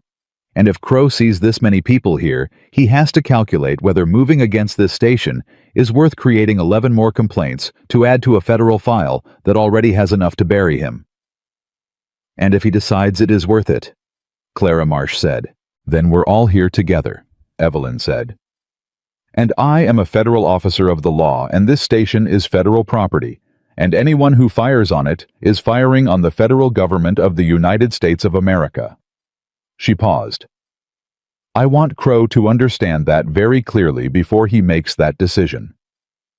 Clara Marsh nodded once the way someone nodded when the arithmetic worked out, and they were done deliberating. The telegraph key clicked at 9:15. Evelyn read it. Her head came up. "Marshals are at the county line," she said. 3 hours early." The room shifted, not panic, the opposite. The kind of collective exhale that moved through a group of people when something they'd been holding their breath for arrived ahead of schedule. And then through the station window, they heard it. Horses. Coming from the south. More than 2 or 3. The specific gathering sound of a group of riders who were not trying to be quiet because they had decided they didn't need to be. Caleb was at the window. 12 riders. Crow's men. He recognized the ranch brand on the nearest horse from 5 years of watching from the ridge. At the front, a man in a gray coat on a gray horse, and even at this distance, even through the early morning light, the way the man sat, the horse communicated something that people like Silas Crow had spent a lifetime cultivating. The posture of someone who had never had to ask for anything twice. Crow had come himself. Caleb turned from the window. "He's here," he said. Nobody ran. Nobody reached for a door. The mine foreman moved his hand to the rifle he'd set against the wall when he came in. One of the brothers shifted his weight. Clara Marsh folded her hands in front of her, still like someone setting down something she'd been carrying for a long time. Evelyn stepped to the door. "Stay inside," Caleb said. "I'm the federal officer," she said. "Evelyn." She looked at him, and the look said something that wasn't an argument and wasn't a dismissal. It was the look of someone who understood exactly what they were walking toward, and had decided that walking toward it was what the situation required, and that this decision had been made at a level below the reach of anyone else's opinion. She opened the door and stepped out. Crow pulled his horse up 15 feet from the station entrance. His men spread behind him, not charged, not aggressive, the spread of men who were waiting for instruction. Crow himself was exactly what Caleb had built him to be in 5 years of watching from a distance. A man who looked like power, the way certain mountains looked like permanence. Solid, patient, the absolute certainty of someone who had not encountered an obstacle that outlasted him. He looked at Evelyn. "Investigator Harper," he said. His voice was the voice of a man who was used to rooms adjusting to his arrival. "I'm glad to see you're alive. We were very concerned when you didn't check in." "I'm sure you were," Evelyn said. "There's been a misunderstanding," Crow said. "A serious one, and I take responsibility for the actions of people in my employ who—" "Mr. Crow," Evelyn said, "I have a federal warrant signed by Judge Calvin Alderman in Denver authorizing the seizure and review of all land title records processed through this county's recording office for the past 15 years. I have the county recorder in federal protective custody. I have 4 pages of reconstructed documentation of your fraudulent title operation sworn before a federal telegraph operator." She paused. And I have federal marshals, who are right now approximately 90 minutes from this station. Crow looked at her. Not with anger, with assessment. The same calculation he had been running his whole career. Caleb understood the one where he identified the cost of a problem, and then identified the available means of eliminating it. "You're alone out here," Crow said. "Step back from the door," Caleb said. Crow's eyes moved to the station entrance, to Caleb standing in the doorframe, and then as Caleb stepped aside to the 11 people visible behind him, ranchers and witnesses and a retired mine foreman, and a woman who had been fighting for her dead husband's land for 3 years. Something shifted in Crow's face. Not much. Barely. But Caleb had spent 5 years learning to read small things from large distances, and he read it. Crow hadn't expected 11 people. "Those are my neighbors," Clara Marsh said from inside the station. Her voice carried clearly. "And I'd like you to look at them, Silas, because these are the people whose land you've been stealing." Crow looked at her. "Clara." "Don't," she said. "We're past your first name." One of Crow's men shifted in the saddle. Another one, younger at the back of the group, looked at the station, looked at the people inside it, and then looked at the road south with an expression that was doing very visible arithmetic. Crow saw it too. "Hold," he said low to his men. "Not a request." Then to Evelyn. "The warrant is based on fraudulent testimony. The records you claim to have are incomplete. This will not survive a legal challenge. Then you'll have the opportunity to make that challenge before Judge Alderman," Evelyn said. "In federal court, in Denver, where your money doesn't operate quite the same way it does here." Crow was quiet. "The men you sent to leave me on that tree," Evelyn said, "are in federal protective custody or actively cooperating with federal investigators. The forged title documentation is in a locked federal case inside the station. The county recorder is ready to testify." She held his gaze. "What exactly are you planning to do, Mr. Crow?" The question sat in the air between them, and Silas Crow, for the first time in 15 years, did not have an immediate answer. That was when the younger man at the back of the group turned his horse south. He didn't say anything. He just turned and rode slowly at first, and then faster, and the sound of it carried in the still morning air like a statement. 2 more men followed. Crow didn't turn to watch them go. He kept his eyes on Evelyn. But the going of those 3 men, the fracture line opening in the thing he had spent 15 years building, was in his face, even when his face was trying to not show it. "You think this is finished," he said. "I think federal marshals are 90 minutes from this station," she said. "And I think you have a choice about how the next 90 minutes go." A long silence. Then Crow said very quietly to the man directly to his right, his foreman, the one who had been with him longest. "Send someone to find Briggs." The foreman didn't move. "Send someone to find—" "Briggs is gone," the foreman said. His voice was flat, empty. The voice of a man who had just made a private accounting and arrived at a number he didn't like. Took his horse at first light, didn't say where. Crow absorbed that. Every man in his employ saw him absorb it. And the thing about a man who had never shown weakness in 15 years was that when weakness arrived, it arrived in a room that had no practice accommodating it. No category for it. His men had worked for a man who was impervious, and what they were looking at now was not impervious, and the effect of that on the group behind him was not subtle. Caleb watched it happen.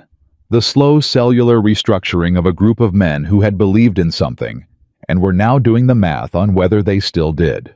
"Mr. Crow," Evelyn said. Her voice was different now, not softer, but clearer. The voice she would use in a courtroom he understood. The voice of the law when the law was what it was supposed to be. "I am placing you under federal investigative hold, pending the arrival of the United States Marshals. You will dismount. Your men will stand down. And we will wait here together for the marshals to arrive." Crow looked at her. He looked at the station, at the 11 people, at the 3 empty spots where 3 of his men had been.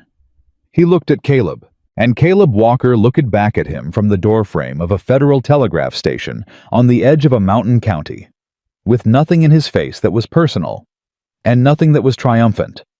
and nothing that was anything other than the plain patient look of a man who had waited 5 years for this particular morning, and found that patience in the end was its own kind of power. Crow dismounted. He did it slowly, with the deliberateness of a man who was not surrendering, but was choosing and needed everyone watching to understand that distinction, even if the outcome was the same. His boots hit the ground. He handed his reins to no one and let them fall. His remaining men looked at each other. Then one by one they stepped down. The mine foreman inside the station let out a long, quiet breath. Clara Marsh made a sound that was not a word. Evelyn didn't move from where she stood. She waited until every man was off his horse, and then she said, "Thank you, Mr. Crow," in the tone of someone closing a ledger on a long account, and turned to walk back to the station door. She reached for the frame. Her hand missed. Caleb caught her before she hit the ground. She didn't lose consciousness. She was too stubborn for that, he was fairly certain, in a biological sense. But the fever that she had been treating as a minor inconvenience for the past 12 hours had apparently been keeping its own accounting, and the moment the immediate crisis released its hold on her, the fever presented its bill. "I'm fine," she said from approximately 2 inches off the ground, his arm around her shoulders. "You're not," he said. "The marshals are 80 minutes away, and Garrett can handle the key." He got her inside, got her to the chair, got her seated with the stubborn cooperation of someone who knew the argument was lost, but wasn't going to make it easy. "Price has the documents. The witnesses are here. Crow is off his horse." He crouched in front of her, so she had to look at him instead of the door. "Evelyn, it's done." She looked at him. The gray eyes were bright with fever, and with something else, the particular brightness of a person who had run everything they had into a single sustained effort and was now for the first time being given permission to stop. "The families," she said. "Crow's fraudulent titles there are 43 parcels. Those families need to know their land is protected pending the federal review."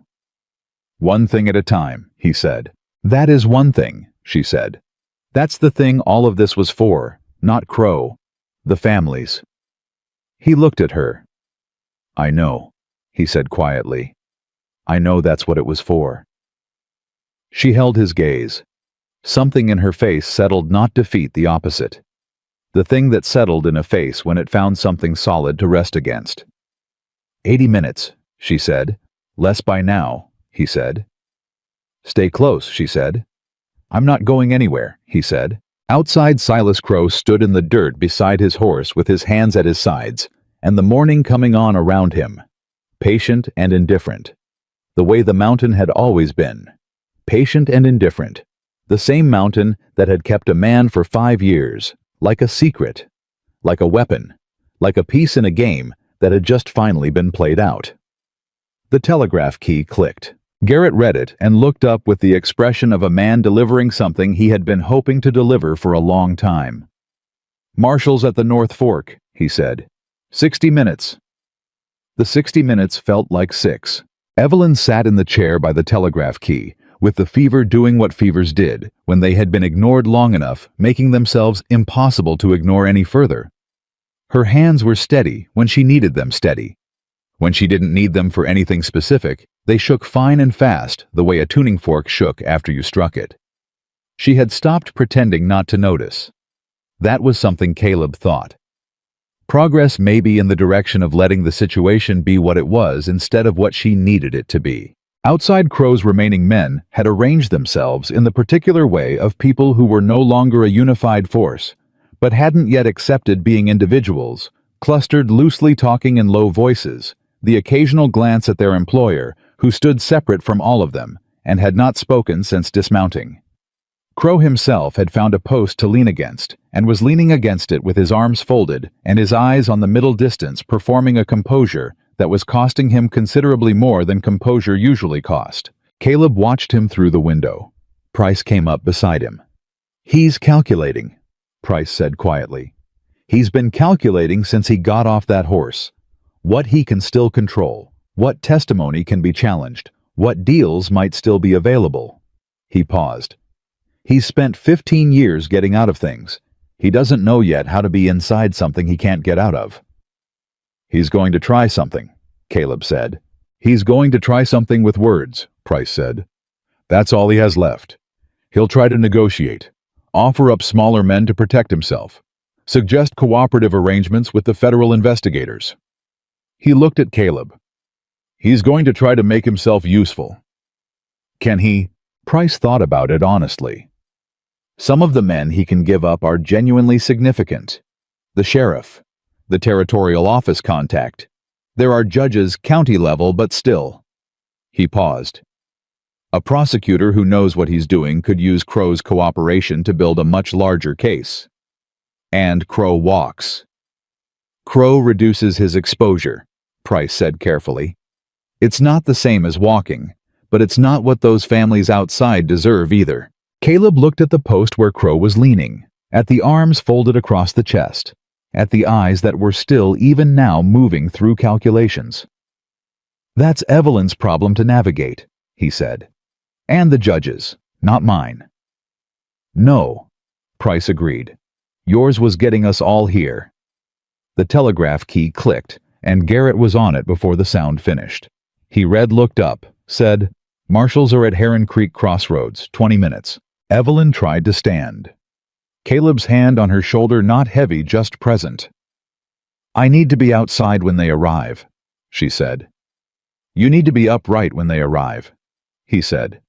Which means you stay seated until they're close enough that standing is worth the cost. She looked at his hand on her shoulder. He didn't move it.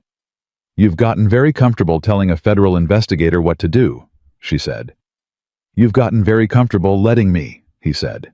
She didn't answer that, but she stayed seated. The next 20 minutes had the specific quality that minutes had when a room full of people was all measuring the same distance. The 11 witnesses talked quietly among themselves. Garrett stayed at the key. Price sat with the lockbox between his feet and his hands laced over it like a man in church with a hymnal.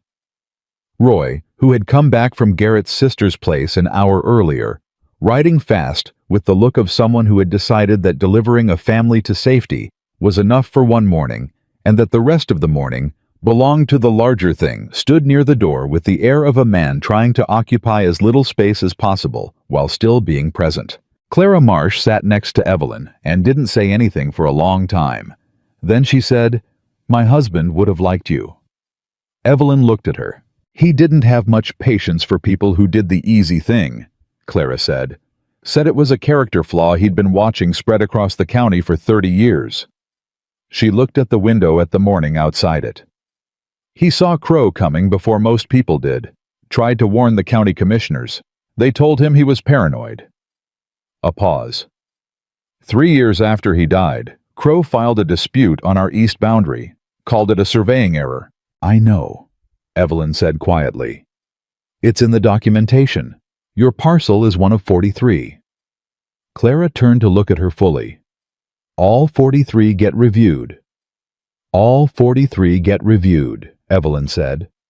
Under the federal warrant, every title Crow processed through Price's office is under scrutiny. The fraudulent ones get unwound. The families get their land confirmed. Clara was quiet for a moment. How long does that take? Federal land review. Evelyn paused, and Caleb could see her being honest with herself about the answer before she gave it to someone else. It won't be fast. Months, possibly longer. The legal process is long, Clara said. Yes. But it happens. It happens, Evelyn said. I'll make sure of it personally. Clara Marsh nodded. She reached over and put her hand briefly on top of Evelyn's, the gesture of a woman who had been tough for so long that tenderness had become something she deployed deliberately, like a tool she kept for specific occasions. Then she took her hand back and folded it in her lap, and was Clara Marsh again, still and solid and present.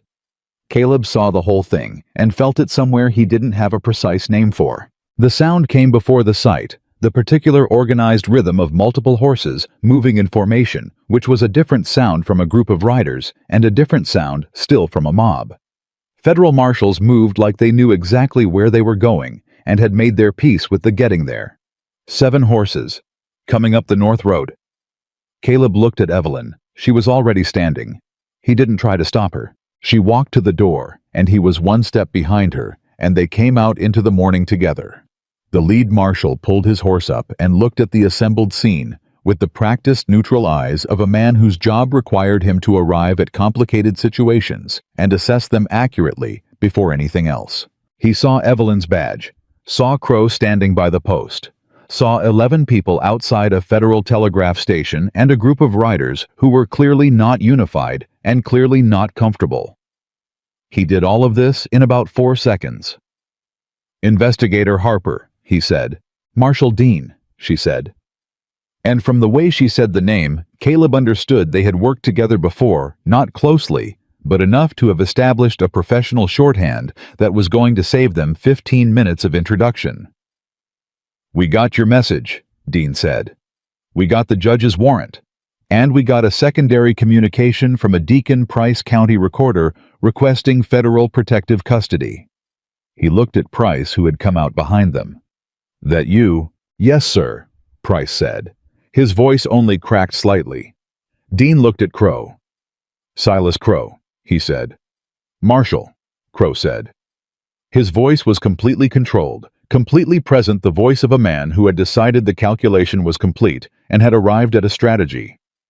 "I'm glad you're here. There are some serious misrepresentations in whatever communication you received, and I'd like the opportunity to address them with." "Mr. Crow," Dean said, "I have a federal warrant. We can talk about representations and misrepresentations in front of a judge." He looked at 2 of his men. "Take him." Crow didn't resist. He had known it was coming. Caleb could see that. He had spent the last 60 minutes making his peace with being taken and redirecting all his energy toward what came after.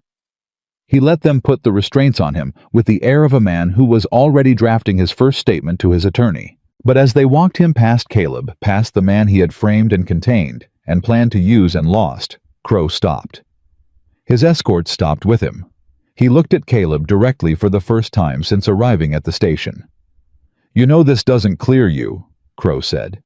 "Whatever happens to me, you're still a wanted man, still a fugitive. That doesn't automatically—" "I know," Caleb said. Crow seemed to have expected argument.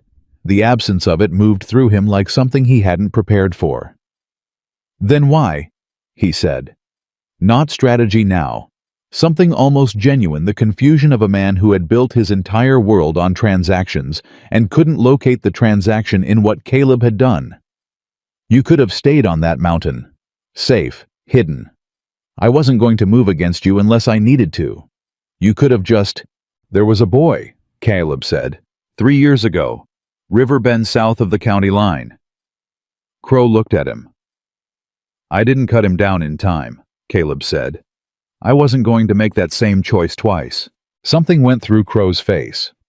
What it was, Caleb couldn't fully name, not guilt, because he didn't think Crow had the equipment for guilt in any form he would have recognized.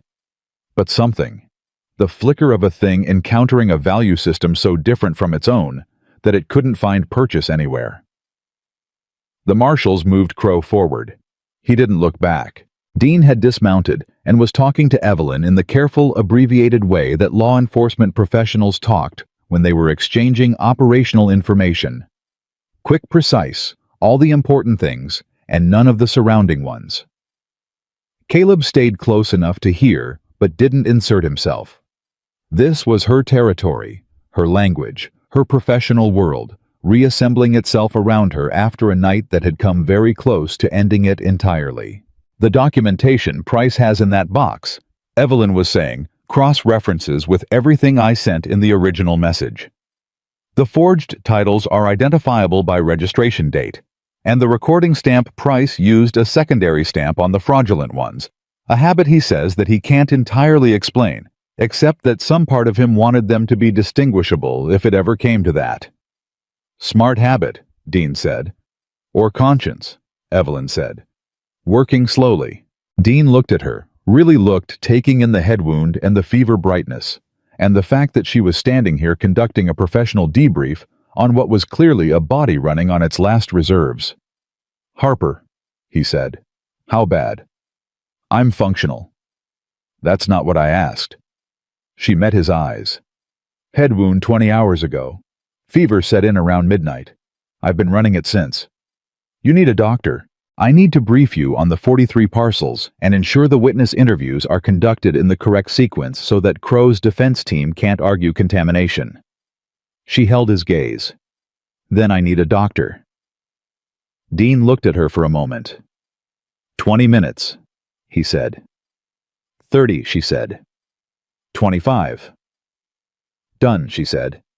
Caleb almost smiled. He went to find water. The next 2 hours were the organized chaos of a federal operation arriving at a situation that was mostly resolved but needed to be formally processed.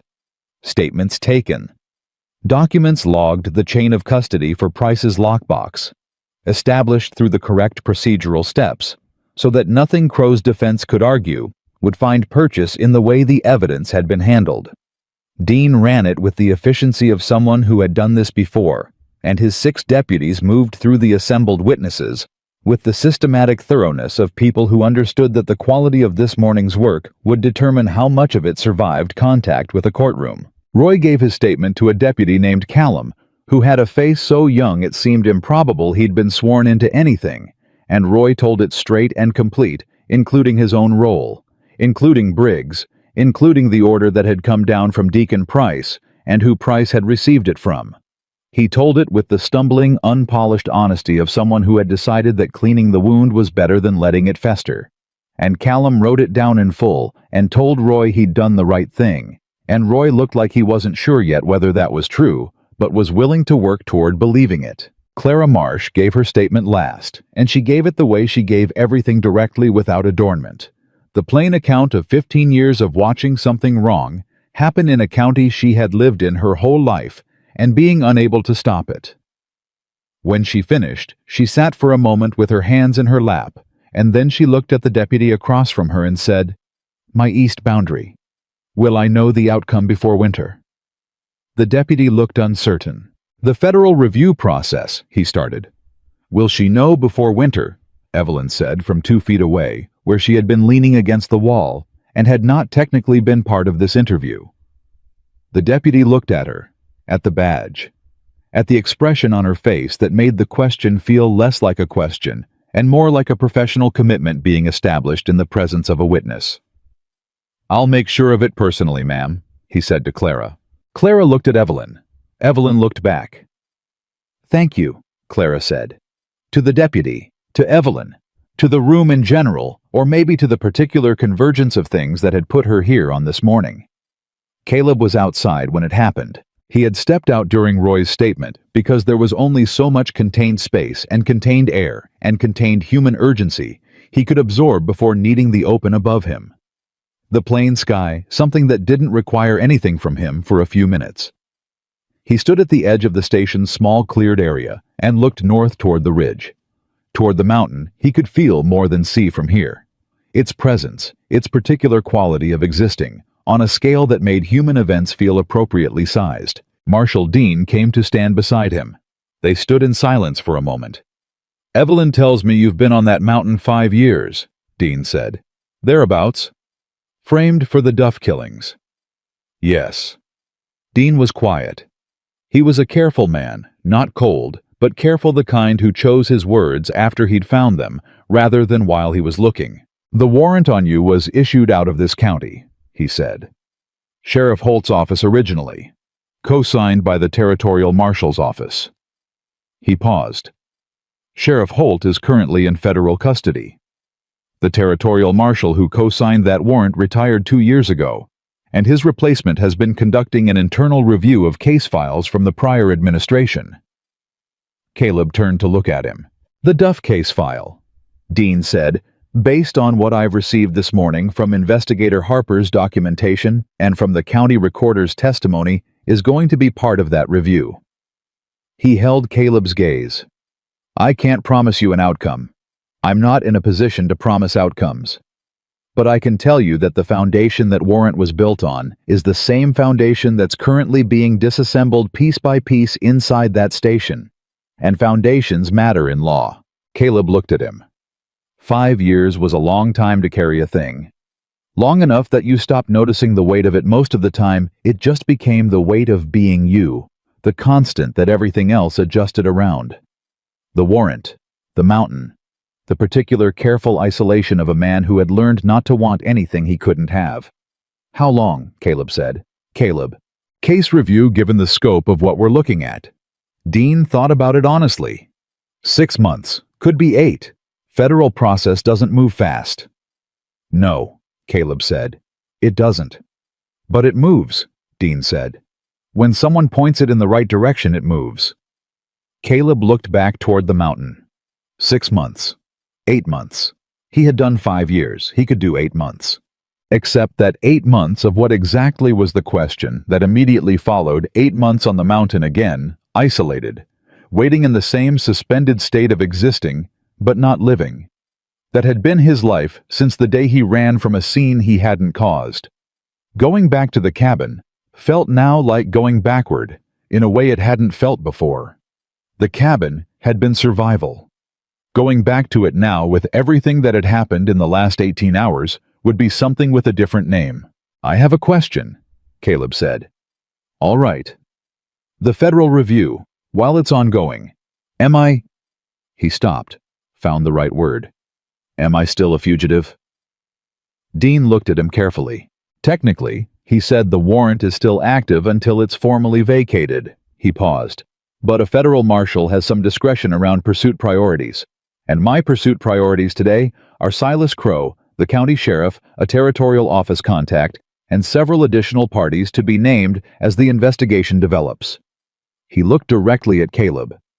A man who spent the night helping a federal investigator send critical evidence to Denver and then personally rode into town to retrieve a material witness is not at this moment anywhere near the top of my priority list. Caleb understood what was being said and what was not being said, and the space between those two things in which he was apparently being given permission to exist for a while.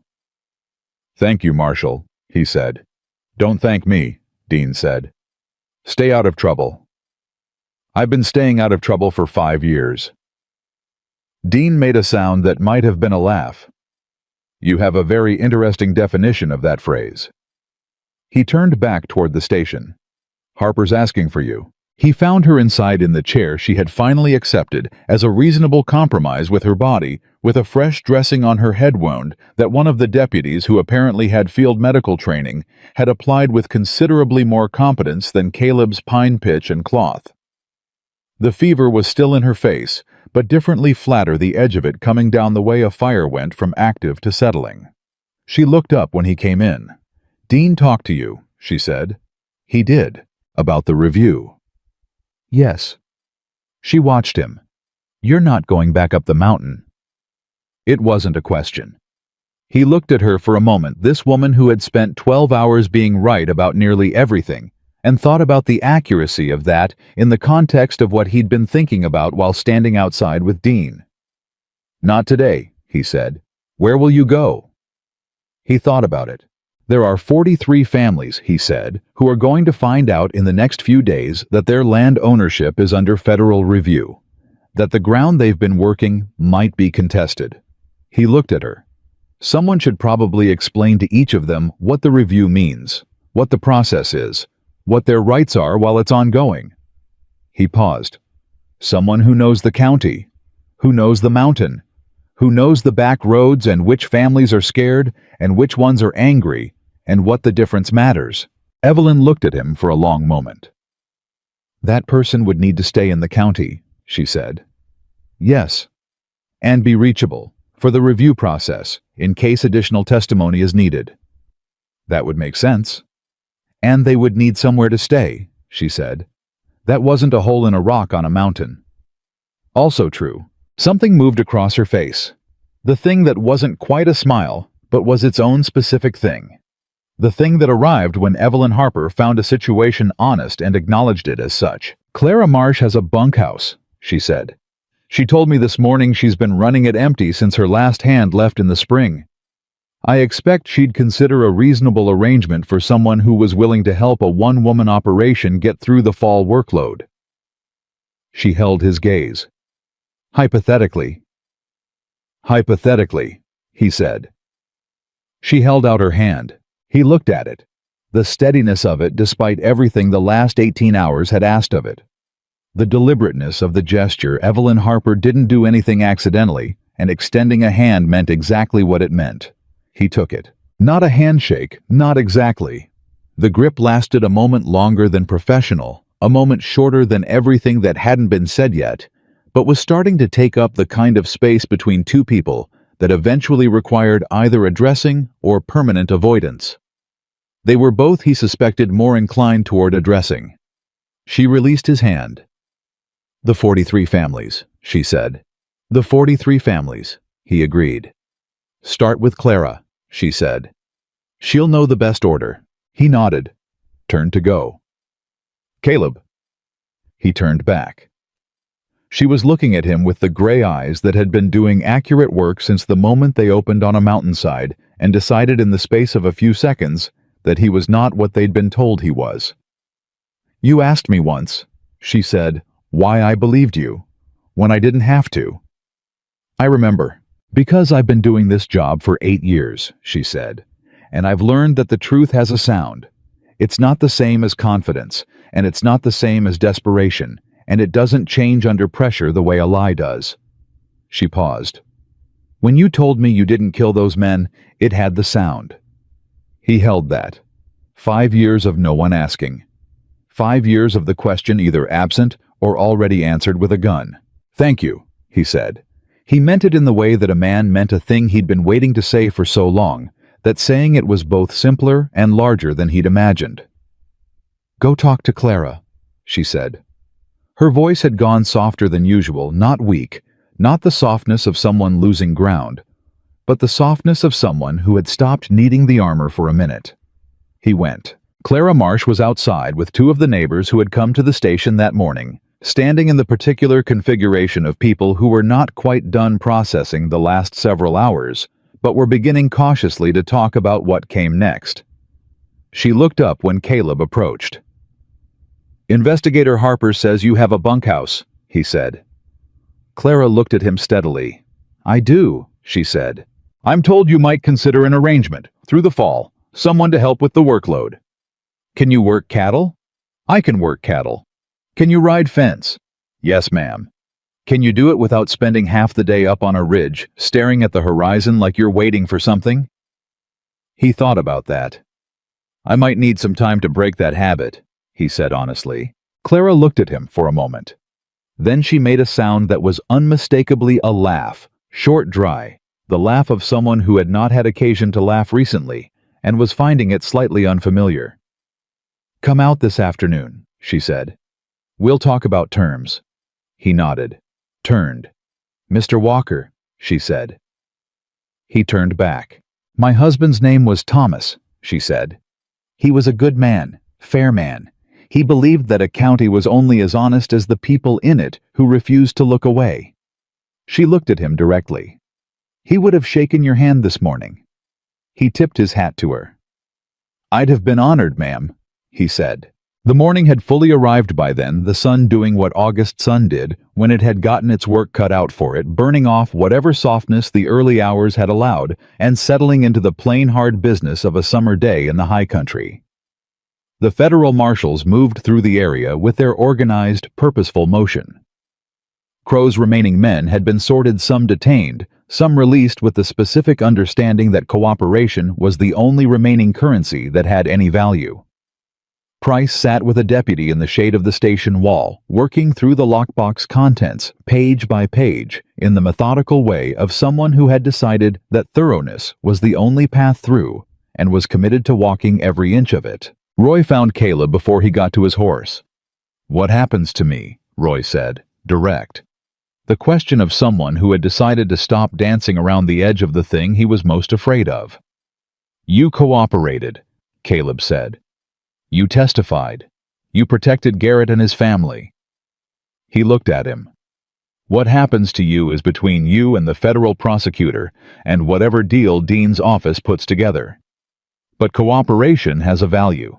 You showed it this morning." Roy looked at the ground. "I didn't know it was going to be a person. When Briggs said we were making sure someone stayed put, I didn't know it was going to be..." Roy, Caleb said. Roy looked up. Tell that to the prosecutor, Caleb said. Exactly like that. Don't clean it up. Don't make it smaller than it was or larger than it was. Just say it like you said it to me. He held the young man's gaze. The truth has a sound. Make sure yours has it. Roy nodded, slowly, with the look of someone taking on a weight that was the appropriate weight for the things they'd done, and deciding that carrying it honestly was better than putting it down. Caleb got on his horse. He looked back at the station once. Through the window, the lamplight inside the shapes of people moving through the work that the morning had created for them. And Evelyn in the chair, talking to Dean. One hand moving in the particular gesture she used when she was making a point she needed to make sure landed the fever still in her face and the certainty in her eyes, doing the thing she was built to do in the world that had almost taken her off the board. She didn't look up when he looked at her, but she knew he was there. He turned north toward Clara Marsh's homestead, toward 43 families who needed someone to knock on their doors and explain what federal land review meant in plain language, toward a bunkhouse that was empty and a valley that was for the first time in 15 years not entirely owned by Silas Crow. The mountain was still there behind him. It would always be there. But a man on a horse moving toward something was a different thing entirely from a man on a ridge watching everything he couldn't touch. Caleb Walker had spent 5 years surviving. It was time to start living. And the mountain, patient and indifferent as it had always been, watched him ride away without a word. The same way it watched everything that moved across its face. The way it had watched him arrive 5 years ago, with nothing but the clothes on his back and a name that had been made into a lie. He was still that man. But the lie was finished, and the name was his again, was his.